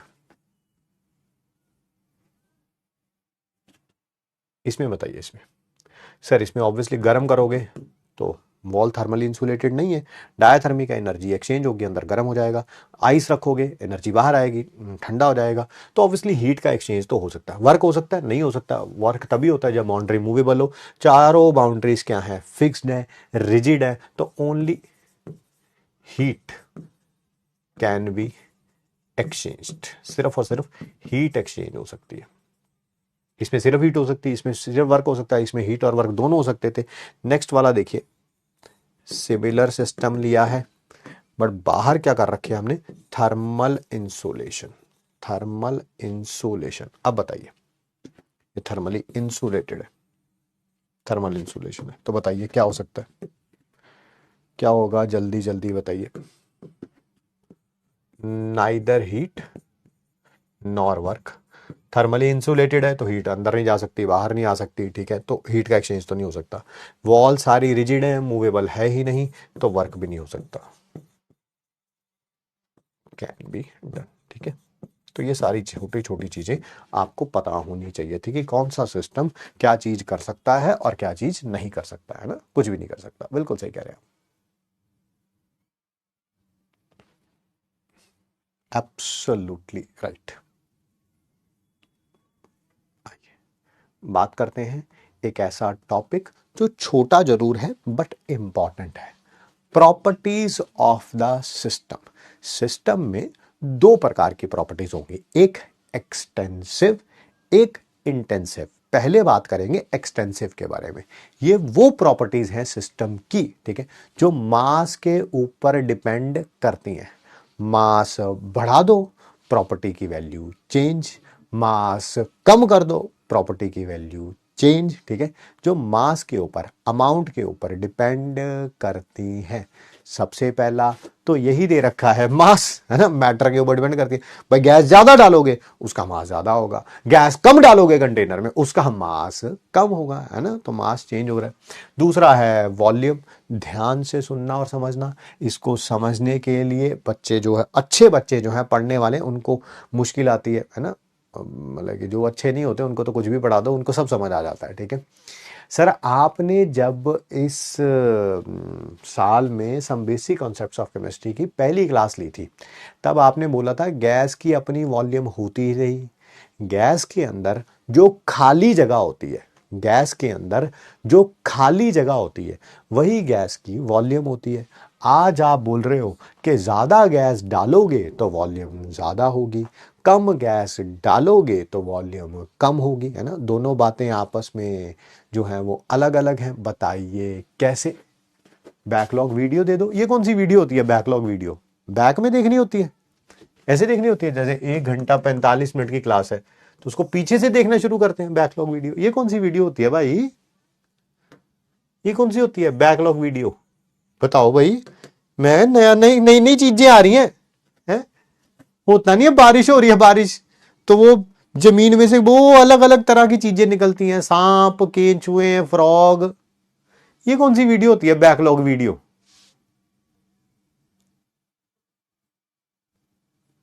ये मैं पता ही नहीं, पता नहीं नहीं।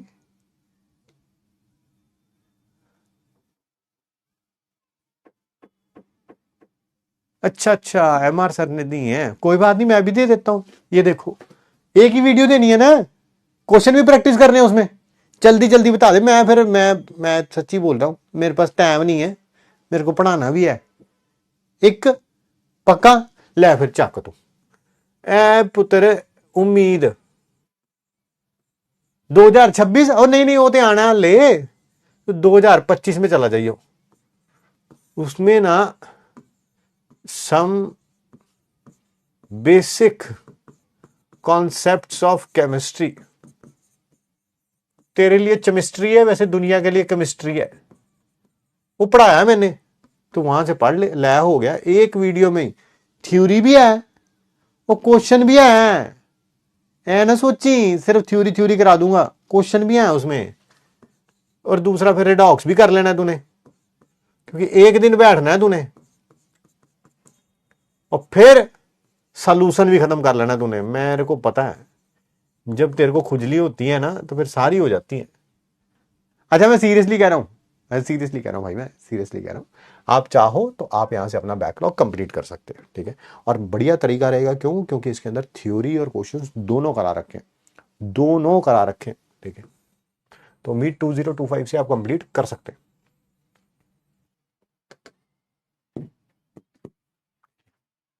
आइए आइए आइए, ठीक है। आगे बढ़ते, वॉल्यूम को एक्सप्लेन करते हैं, वॉल्यूम को एक्सप्लेन करते हैं, ध्यान से सुनना।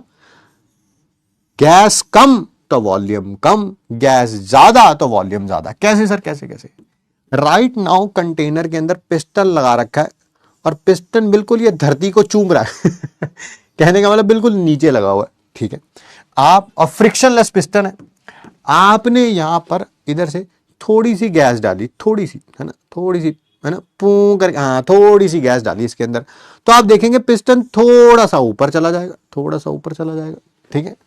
और मान लीजिए आपने आपने इसी छेद से ज्यादा गैस डाल दी, ज्यादा गैस डाल दी, पो करके, हाँ, तो ये पिस्टन और ऊपर चला जाएगा। तो आप समझ गए कि आपने अगर कम गैस डाली थी तो वॉल्यूम कम आई थी, ज्यादा गैस डाली है तो वॉल्यूम क्या आई है, ज्यादा आई है, ठीक है ना। तो अब आपकी मर्जी है, आपको गैस ज्यादा हो रही है कि आपको कम हो रही है, बेटा मैं नहीं बता सकता, ना ही मुझे सूंघने का शौक है, ठीक है। तो इसी कारण वॉल्यूम भी क्या है, एक एक्सटेंसिव प्रॉपर्टी है, ठीक है जी। मेरे को पता था ये क्वेश्चन आना है कि आपने पहले चैप्टर में बोला था वॉल्यूम, तो वॉल्यूम मास बाय डेंसिटी होती है, डेंसिटी कांस्टेंट होती है मैटर के लिए। स्नेहा बिल्कुल गलत कह रही हैं आप, डेंसिटी जो गैस की होती है वो वेरिएबल होती है, आपने पहले चैप्टर में पढ़ा भी है, पी और टी पे डिपेंड करती है।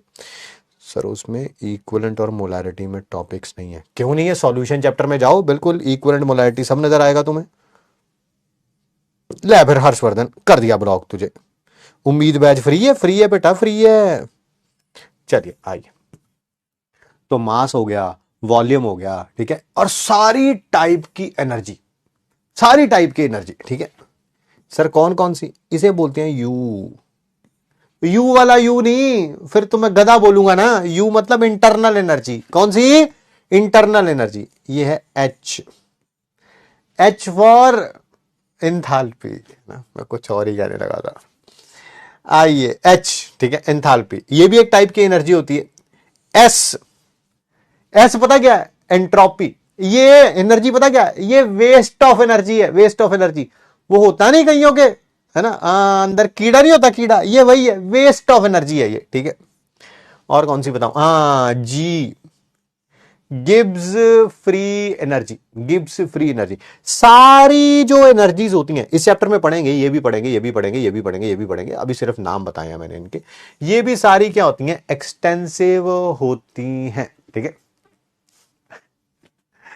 एक्सटेंसिव होती है, सारी की सारी क्या होती हैं? एक्सटेंसिव होती हैं, ठीक है जी। यानी कि अमाउंट ज्यादा होगा तो यू ज्यादा, एच ज्यादा, एस ज्यादा, जी ज्यादा, ठीक है। अमाउंट कम होगा, यू कम, एच कम, एस कम, जी कम, ठीक है।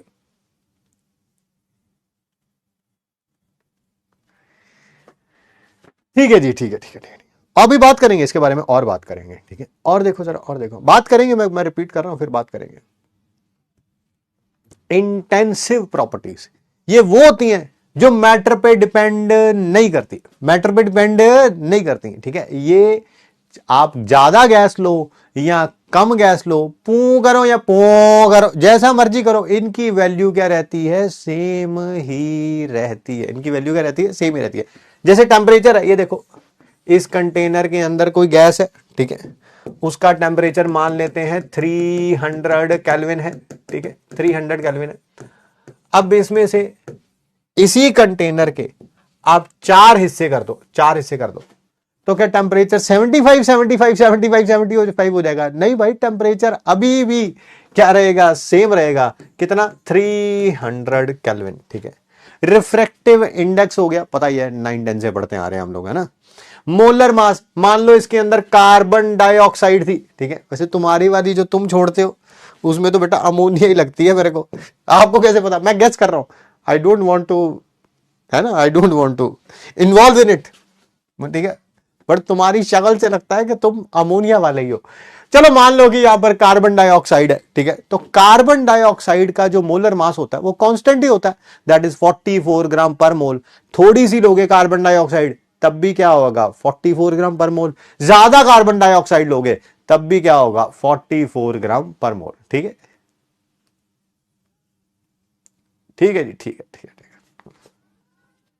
चलिए चलिए चलिए, है ना, कलर, है ना चलिए ठीक है, ठीक है। कलर भी क्या होता है? दैट इज क्या होता है? दैट इज इंटेंसिव होता है, अमाउंट ऑफ गैस के ऊपर डिपेंड नहीं करता है, ठीक है, बट ऑर्डर, ऑर्डर का मतलब होता है स्मेल।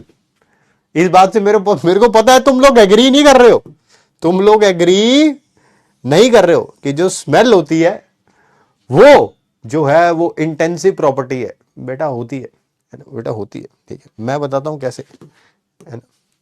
पापा पापा जो है वो साइलेंट अटैक नहीं करते, साइलेंट अटैक नहीं करते, ठीक है। आप समझ गए होंगे मैं क्या कहना चाहता हूं। उनसे जो स्मेल आती है ना, आवाज ज्यादा करते हैं पापा, बट स्मेल उतनी आती है। मम्मी मम्मी मम्मी मम्मी करती है साइलेंट अटैक, चुप के, चुपके से आया कोई, है ना, बस। बट स्मेल इतनी, इनकी भी उतनी ही खतरनाक होती है ना। समझ गए ना, सब समझ रहे हैं, इशारों इशारों पे बातें हो रही हैं, ठीक है। बट कंसेप्चुअल क्लैरिटी, ओहो सर जी, मजा आ गया, मजा आ गया, है ना। सही कह रहा हूं मैं, सही कह रहे हैं, सही कह रहे हैं सर। पाप आज आज आगाज या अथर्व है नहीं, आज आगाज या अथर्व घर पे है नहीं। वो थोड़े दिन पहले पता नहीं हम लोग ट्रैवल कर रहे थे कहीं पे, हाँ, तो उसने पता नहीं कि यूट्यूब शॉर्ट्स देख ली, उसने यूट्यूब शॉर्ट्स देख ली, ठीक है। फोन वोन कम ही देते हैं हम, बट चलिए कोई बात नहीं, थोड़ी देर देख लिया तो देख लिया। तो उसको देख के दोनों जाने हंसे जाए, हंसे जाए, हंसे जाए, हंसे जाए। मैं क्या हो गया बे, मैं कुछ काम कर रहा था शायद मेरे ख्याल से होटल में, है ना, कुछ I was doing some work. मैं क्या हो गया, तुम लोग हंस रहे दोनों पागलों की तरह। कह रहे पापा एक शॉर्ट्स है, पापा प्लीज देखो देखो देखो देखो। मैं चल देख लेते हैं यार, बच्चे अगर कह रहे हैं इतना, ठीक है। मैं अपना काम छोड़ के स्पेशली आया उनके पास बैठा, मैं हाँ भाई क्या देख रहे हैं। कह रहे पापा ये शॉर्ट्स देखो। अब वो शॉर्ट्स में क्या था, अब वो शॉर्ट्स में क्या था, मैं तुम्हें बताऊंगा तो तुम्हें भी उतनी ही हंसी आएगी। और तुम भी पता क्या, घर में बैठे होगे, तुम्हारे ये बात दिमाग में आ जाएगी जो मैंने बोला, तो तुम भी हंसना शुरू कर दोगे, ठीक है। मैं बताता हूँ क्या, उसमें पता क्या था, उसमें पता क्या था, कह रहा है कि मम्मी पापा ने बोला कि दादाजी को पीटीएम में ले जाओ। मम्मी पापा ने बोला कि दादाजी को पीटीएम में ले जाओ। दादाजी वहां पे पाद के हरिओम बोल के आ गए। है ना, जस्ट दादा थिंग्स इन इंडिया, है ना, which should not be done, but that's how it is, ठीक है। तो आइए आगे बात करते हैं, दैट इज लस्टर। लस्टर का मतलब होती है चमक, ठीक है, ठीक है। चमक, चमक जो होती है वो अमाउंट के ऊपर डिपेंड नहीं करती है। कॉपर जो है, बड़ा पीस ले लो, छोटा पीस ले लो, उसकी चमक उतनी ही रहेगी, ठीक है, चमक उतनी ही रहेगी, ठीक है। नेक्स्ट है मेल्टिंग और बॉइलिंग पॉइंट। शुगर ले लो, पानी ले लो, कोई भी चीज ले लो यार, ठीक है। मान लो पानी लिया, वो कम लिया है या ज्यादा लिया है, उसका मेल्टिंग पॉइंट जो होगा वो 0 डिग्री सेल्सियस ही होगा, 180 प्रेशर पे। उसका उसका जो बॉइलिंग पॉइंट होगा वाटर का, वो 100 डिग्री सेल्सियस ही होगा, 180 प्रेशर पे, पानी चाहे थोड़ा लिया है या ज्यादा लिया है, ठीक है। आइए नेक्स्ट बात करते हैं, स्पेसिफिक हीट कैपेसिटी। ध्यान से सुनना, स्पेसिफिक हीट कैपेसिटी है क्या, स्पेसिफिक हीट कैपेसिटी।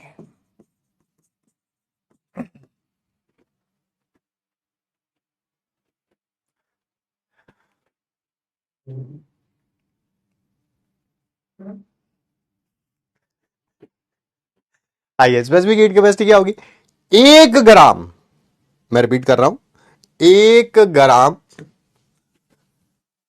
सब्सटेंस का टेम्परेचर 1 डिग्री सेल्सियस बढ़ाने के लिए जितनी हीट लगेगी वो कहलाएगी स्पेसिफिक हीट कैपेसिटी। रिपीट कर दूं, पूरे गैसियस सिस्टम में से 1 ग्राम गैस को अलग कर लो, पहले तो कर लिया सर, कर लिया, ठीक है। अब उसका टेम्परेचर गर्म करना शुरू किया, उसका टेम्परेचर बढ़ेगा। जब उसका टेम्परेचर 1 डिग्री सेल्सियस बढ़ जाएगा, जितनी हीट लगेगी उसे क्या बोलेंगे हम, स्पेसिफिक हीट कैपेसिटी। उसको ऐसे भी लिखा जाता है, ऐसे भी लिखा जाता है, ठीक है। नेक्स्ट है मोलर हीट कैपेसिटी। इसको सीएम से लिखा जाता है। आपकी बार क्या लेना, एक मोल सब्सटेंस लेना, एक मोल सब्सटेंस पूरे गैसियस सिस्टम में से पहले तो एक मोल निकाल लो और उसको साइड में किसी कंटेनर में रख लो। ठीक है, रख लिया सर, एक मोल रख लिया, उसका गर्म करना शुरू किया। उसका टेम्परेचर जब 1 डिग्री सेल्सियस बढ़ेगा, जितनी हीट लगेगी उसे क्या बोलेंगे हम, मोलर हीट कैपेसिटी। ये आगे दो प्रकार की होती है, molar heat capacity constant pressure पे, molar heat capacity constant volume पे, कांस्टेंट प्रेशर पे कांस्टेंट वॉल्यूम पे। ठीक है, नेक्स्ट है बेटा हीट कैपेसिटी। हीट कैपेसिटी इसमें क्या लेंगे, होल सिस्टम, पूरा का पूरा गैसियस सिस्टम लेंगे, उसको गर्म करेंगे, उसके लिए जितनी हीट लगेगी, 1 डिग्री सेल्सियस टेम्परेचर बढ़ाने के लिए जितनी हीट लगेगी उसको बोलेंगे हम हीट कैपेसिटी। क्या बोलेंगे हम लोग, हीट कैपेसिटी। ये भी आगे दो प्रकार की होती है, हीट कैपेसिटी कांस्टेंट प्रेशर पे, हीट कैपेसिटी कांस्टेंट वॉल्यूम पे। मुझे सिर्फ यस और नो में रिप्लाई करिएगा, क्या तीनों की डेफिनेशन समझ आ गई, क्या तीनों की डेफिनेशन समझ आ गई। सिर्फ यस के लिए वाई, नो के लिए एन, यस के लिए वाई, नो के लिए एन।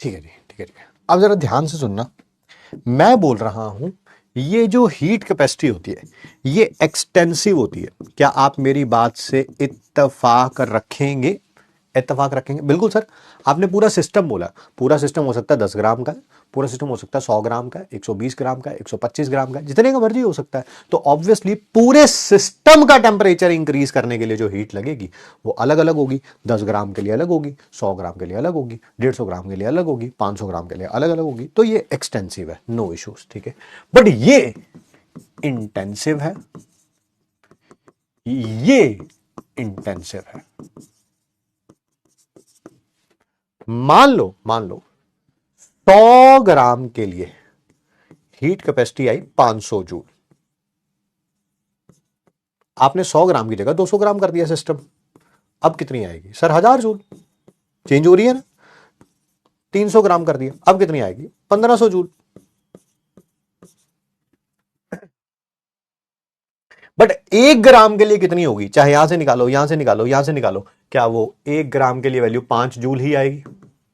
100 ग्राम के लिए 500 है, एक के लिए कितनी आएगी, 500/100, दैट इज 5 जूल। 200 के लिए 1000 है, तो एक के लिए कितनी आएगी, 1000/200, 5 जूल।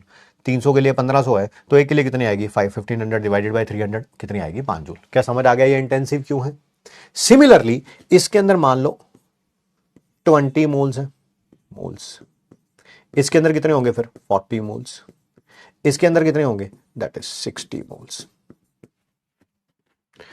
20 मोल के लिए 500 जूल लगी है, तो एक मोल के लिए कितनी लगेगी, 500 divided by 20, that is 25 joule.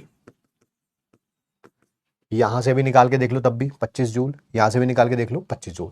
समझ आ गया ये दोनों इंटेंसिव क्यों है और ये एक्सटेंसिव क्यों है? ये तो मास चेंज करने से चेंज होती जा रही है। ये तो 1 ग्राम की निकालनी है, हमेशा 5 जूल ही आ रही है, 1 मोल की निकालनी है, हमेशा 25 जूल ही आ रही है, चाहे यहां से निकालो, यहां से निकालो, यहां से निकालो।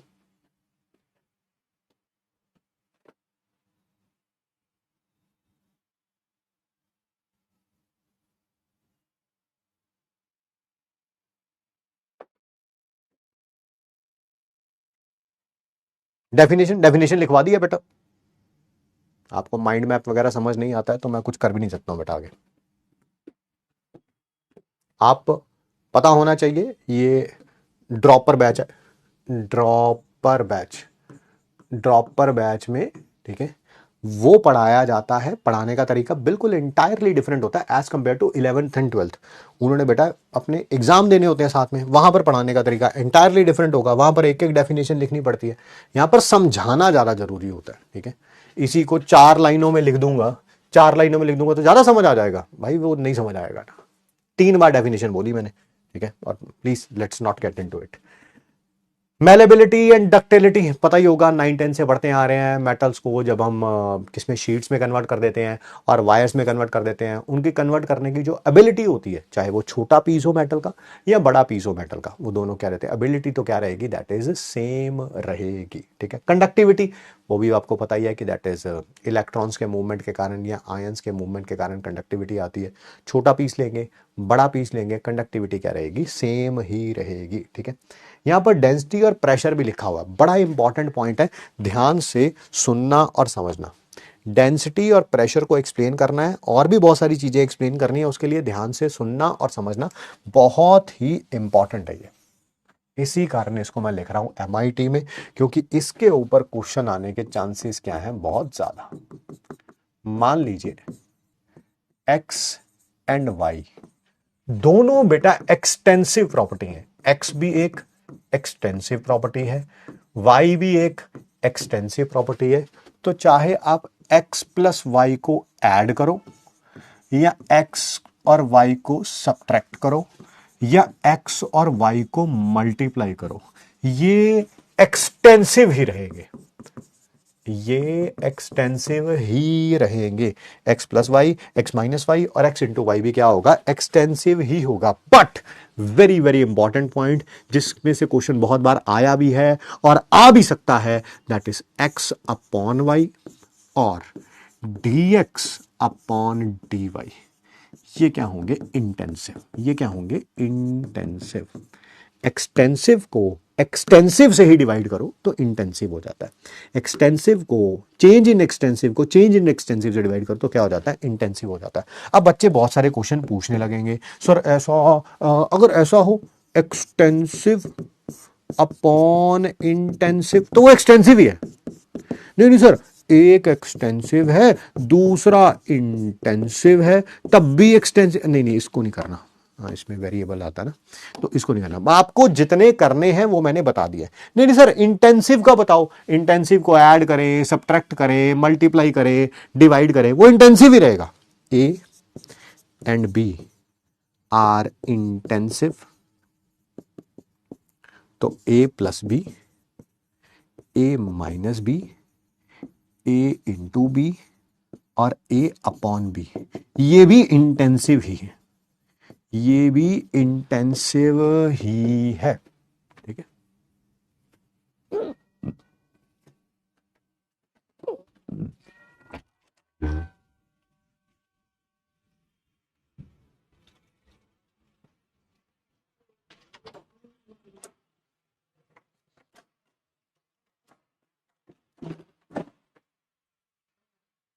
कैसा हुआ? Paper 20 on 20 coming home.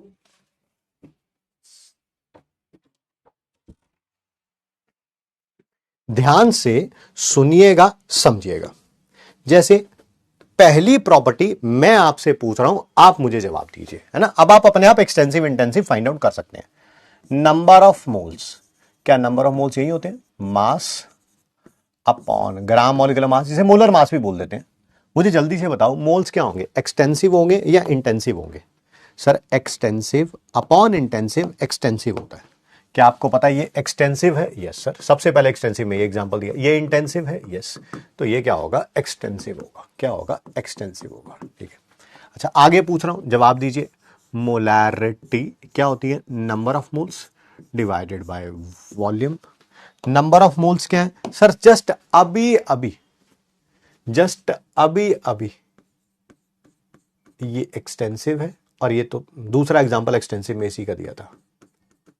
तो एक्सटेंसिव अपॉन एक्सटेंसिव ये क्या हो जाएगा सर, इंटेंसिव हो जाएगा। सर नहीं, मोलालिटी बता दो। मोलालिटी भी यही होती है, number of moles of solute upon WA kg में। क्या आपको पता है ये एक्सटेंसिव है तो दोनों की रेशो क्या हो जाएगी, दैट इज इंटेंसिव हो जाएगी। नहीं सर, नॉर्मेलिटी बता दो। नॉर्मेलिटी क्या होती थी, gram equivalents divided by volume of solution in litre. ठीक है।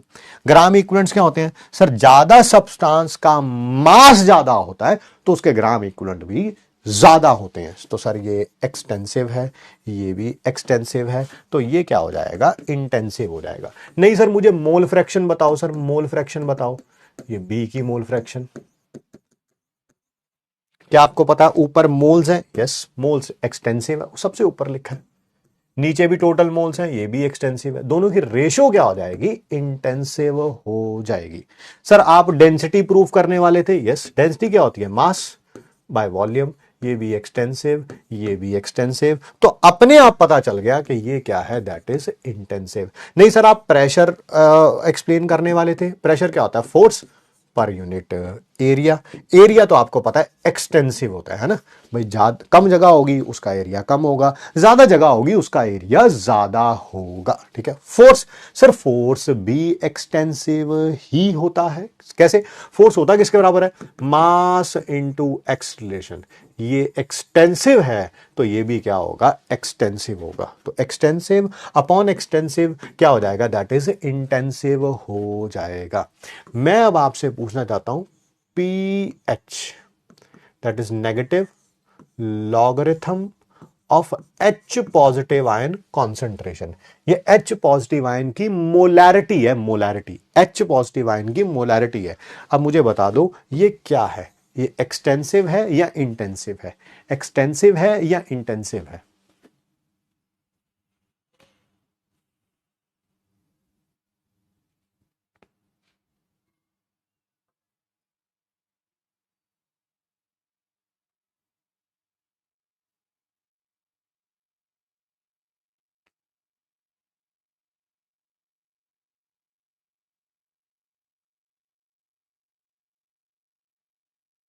द आंसर इज इंटेंसिव, क्योंकि किसके ऊपर डिपेंड करता है, कॉन्सेंट्रेशन पे, ठीक है, और कॉन्सेंट्रेशन खुद क्या है, दैट इज इंटेंसिव। तो इसी कारण जो जो हमने पढ़ा है अब मैं यहां पर ऐड कर रहा हूं, बताओ यहां पर मैंने क्या क्या ऐड कर दूं। सर आपने हीट कैपेसिटी पढ़ाया था थोड़ी देर पहले, वो एक्सटेंसिव था, ऐड कर दिया। सर आपने नंबर ऑफ मोल्स पढ़ाया था, वो भी एक्सटेंसिव था, ऐड कर दिया। सर अभी अभी आपने बताया फोर्स, वो भी एक्सटेंसिव है, ऐड कर दिया। सर एरिया बताया आपने, वो भी एक्सटेंसिव है, ऐड कर दिया। सर यहां पर क्या ऐड कर सकता हूं, बहुत सारी बताया, ऑल कॉन्सेंट्रेशन टर्म्स।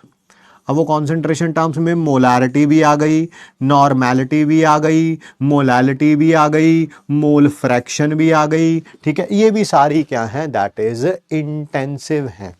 पीएच वो भी क्या है, इंटेंसिव है। एक और टर्म है जो आप आगे जाके पढ़ेंगे, ठीक है, ईएमएफ इलेक्ट्रोकेमिस्ट्री में, वो भी क्या आएगी, दैट इज इंटेंसिव ही आएगी।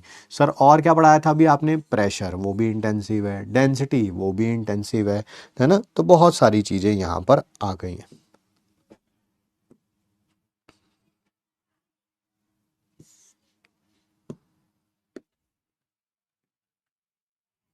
स्पेसिफिक हीट कैपेसिटी, हाँ स्पेसिफिक हीट कैपेसिटी भी लिख देते हैं बेटा, सही कह रहे हैं आप, यहां पर specific heat capacity, specific heat capacity. Sir molar heat capacity भी अभी आपने थोड़ी देर पहले पढ़ाया था और बताया था इंटेंसिव है, तो वो भी आ जाएगा।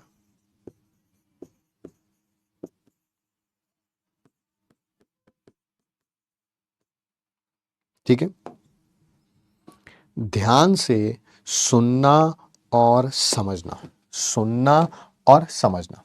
मान लो U जो कि क्या थी, इंटरनल एनर्जी, नाम से पता चल रहा है, इसका यूनिट दे रखा है जूल या कैलोरी। सर आपने बताया था कि ये एक्सटेंसिव होती है, कम गैस लोगे उसके अंदर एनर्जी कम होगी, वही गैस अगर ज्यादा लोगे same conditions and temperature and pressure पे, तो उसमें एनर्जी क्या होगी, ज्यादा होगी, उसके इंटरनल एनर्जी क्या होगी, ज्यादा होगी। तो सर ये एक्सटेंसिव है, बहुत बढ़िया, तो एक्सटेंसिव है, नो इश्यू। बट मान लीजिए इसका यूनिट दे रखा है जूल पर मोल। अब बताइए सर ये भी एक्सटेंसिव, सॉरी ये भी एक्सटेंसिव, ये भी एक्सटेंसिव, एक्सटेंसिव अपॉन एक्सटेंसिव क्या हो जाएगा, दैट इज इंटेंसिव हो जाएगा, क्या हो जाएगा, इंटेंसिव। अच्छा, कैलोरी पर मोल दे रखा है, तब क्या होगा? एक्सटेंसिव के इंटेंसिव? एक्सटेंसिव के इंटेंसिव?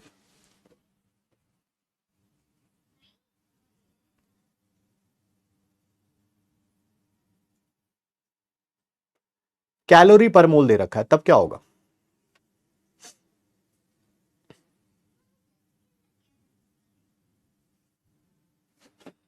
तब भी आंसर इंटेंसिव ही होगा। बहुत बढ़िया। मान लो कैलोरी पर ग्राम दे रखा है, एक्सटेंसिव अपॉन एक्सटेंसिव, यही होगा, इंटेंसिव होगा। नहीं सर, जूल पर ग्राम दे रखा है बेटा, एक्सटेंसिव अपॉन इंटेंसिव, क्या होगा? दैट इज इंटेंसिव ही होगा। एक्सटेंसिव अपॉन एक्सटेंसिव, इंटेंसिव ही होगा। तो ये भी बात का ख्याल रखना कि सारी एनर्जीज हमने एक्सटेंसिव में लिखी हैं, अगर उनका यूनिट क्या है, जूल है या कैलोरी है। बट जूल पर मोल है, कैलोरी पर मोल है, जूल पर ग्राम है, कैलोरी पर ग्राम है ना, तब वो क्या हो जाएंगी? इंटेंसिव हो जाएंगी। ठीक है, तो इन बातों का ख्याल रखिएगा। आगे बढ़ते हैं, बात करते हैं out of internal energy boiling point. देखो, अब इंटरनल एनर्जी का यूनिट नहीं दे रखा तो एक्सटेंसिव ही होगा ये, ठीक है। बट यूनिट दे रखा हो तो फिर यूनिट देख के पता लगाएंगे। Boiling point, pH and EMF. Intensive properties कौन कौन सी हैं? ये तो एक्सटेंसिव है, ये बॉइलिंग पॉइंट अभी लिखा था, इंटेंसिव। पीएच अभी लिखा है, इंटेंसिव। ईएमएफ भी अभी लिखा है, इंटेंसिव। तो कौन कौन हुआ? 2, 3 and 4। Option number B, option number B.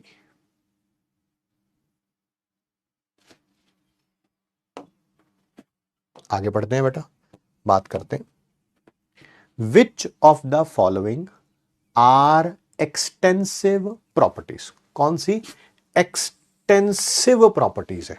ठीक है, जिसको इंटरनल एनर्जी बोलते हैं ना, वही ऐसे भी लिखा, नई बुक्स में यू से लिखा जाता है, पुरानी बुक्स में उसको ई से लिखा गया है। ठीक है, वॉल्यूम एक्सटेंसिव होती है, यस। इंटरनल एनर्जी एक्सटेंसिव होती है, यस। वॉल्यूम एक्सटेंसिव है, ये तो इंटेंसिव है, नहीं हो सकता। वॉल्यूम एक्सटेंसिव है और ये सीपीएम लिखा जाना, ये इंटेंसिव है, ये नहीं हो सकता। ये इंटेंसिव है, ये भी इंटेंसिव है, ये नहीं हो सकता। ठीक है, टाइपिंग एरर था, सीपी नहीं सीपीएम था, तो मैंने सही कर दिया उसको।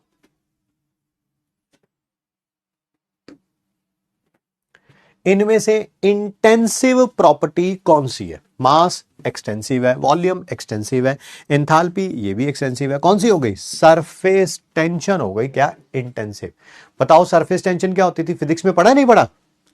लिक्विड की property by which it tries to reduce surface area, to reduce surface area, अपने सरफेस एरिया को कम से कम रखने की कोशिश करता है। जैसे आपको पता है रेन ड्रॉप्स फॉल करती हैं, आजकल तो पूरे इंडिया में रेन ड्रॉप्स है ना, फॉल ही कर रही हैं भैया हर जगह पे। रेन ड्रॉप्स जब फॉल करती है तो स्फेरिकल शेप की होती है, ट्रायंगल शेप की क्यों नहीं होती, हेक्सागन शेप की क्यों नहीं होती? क्योंकि स्फेयर का सरफेस एरिया सबसे कम होता है ना। कई बच्चे इसको F/L से बता रहे हैं, वो भी सही है बेटा, राइट। अगर x और y दो आर्बिट्रेरी, आर्बिट्रेरी का मतलब होता है इमेजिनरी, एक्सटेंसिव वेरिएबल्स हैं, ठीक है, दोनों एक्सटेंसिव हैं, ठीक है, तो x प्लस वाई इंटेंसिव होगा? नहीं, x plus Y, x minus Y, x into Y extensive ही होगा। x अपॉन वाई इंटेंसिव होगा, x अपॉन वाई हाँ इंटेंसिव होगा। x minus Y extensive, intensive नहीं, एक्सटेंसिव होगा, ये भी एक्सटेंसिव होगा। तो option number B is the correct answer.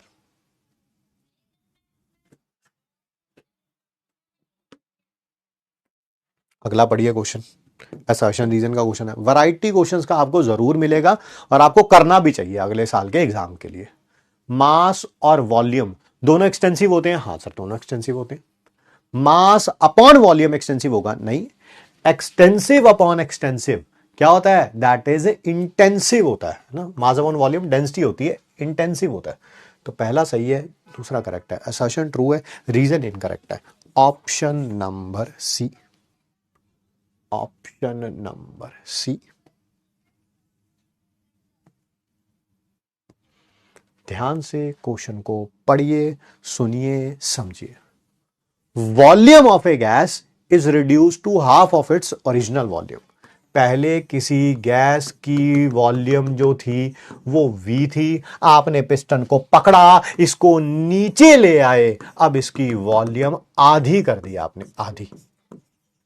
Specific heat पे क्या फर्क पड़ेगा? स्पेसिफिक हीट इंटेंसिव प्रॉपर्टी होती है, उस पे कोई भी फर्क नहीं पड़ेगा। The answer is option number C. Answer is option number C. यहीं से बेटा कंटिन्यू करेंगे हम ये बहुत बहुत बहुत इंटरेस्टिंग चैप्टर। बट इस चैप्टर में revision will play an extreme important role. Important नहीं, एक्सट्रीम इंपॉर्टेंट रोल। जो बच्चों का बैकलॉग हो गया था, किसी भी कारणवश हो गया था, मैं उसके बारे में नहीं जानना चाहता हूं। अब समय है मिस्टेक्स को रेक्टिफाई करने का। सुबह उठिए जल्दी, एक क्लास सुबह अपनी बैकलॉग की लगाइए। फिजिक्स की क्लास शुरू करने से पहले एक क्लास आपकी खत्म हो जानी चाहिए। और इस चैप्टर में बैकलॉग क्रिएट नहीं होगा, नहीं होगा, नहीं होगा। चाहे आप लाइव देख रहे हैं, रिकॉर्डेड देख रहे हैं, रोज की क्लास रोज आप फिनिश करेंगे। क्लास खत्म होने के बाद सारे बच्चे जो लाइव देख रहे हैं, मजा आया, बहुत मजा आया होगा आज, है ना, हंसी मजाक चल रहा था तो मजा आता ही है, ठीक है। बट हमने टॉपिक भी पढ़ा, वो ज्यादा इंपॉर्टेंट है। आज सारे बच्चे रिकॉर्डेड में ये क्लास खत्म होने के बाद लिख के जाएंगे कि आपको अपने फेवरेट गवर्नमेंट मेडिकल कॉलेज की कसम है, आई कैन, मैं बिल्कुल कसम दे के जा रहा हूं कि इस चैप्टर में हम बैकलॉग नहीं होने देंगे। रोज की क्लास रोज खत्म होगी और वन गो में खत्म होगी। वन गो का मतलब समझते हैं, क्लास अभी शुरू करी, फिर बीच में उसको रोकना नहीं है, दुनिया इधर की उधर हो जाए, ठीक है। ऐसा नहीं आधी क्लास अब कर लेता हूं, आधी क्लास शाम को करूंगा, नो। एक टाइम पे ही सारे जाने कमेंट करेंगे, सारे जाने लिख के जाएंगे कि हाँ सर, हम इस चैप्टर में बैकलॉग नहीं होने देंगे, नहीं होने देंगे, नहीं होने देंगे। रिवीजन इज गोना प्ले, मैं फिर बोल रहा हूं, an extreme crucial role in this chapter, ठीक है। Thank you so much to all my मगरमच्छ. I love that creature when I see it in the comments. मिलते हैं जी आपसे कल की क्लास में, रिवाइज करके आइएगा।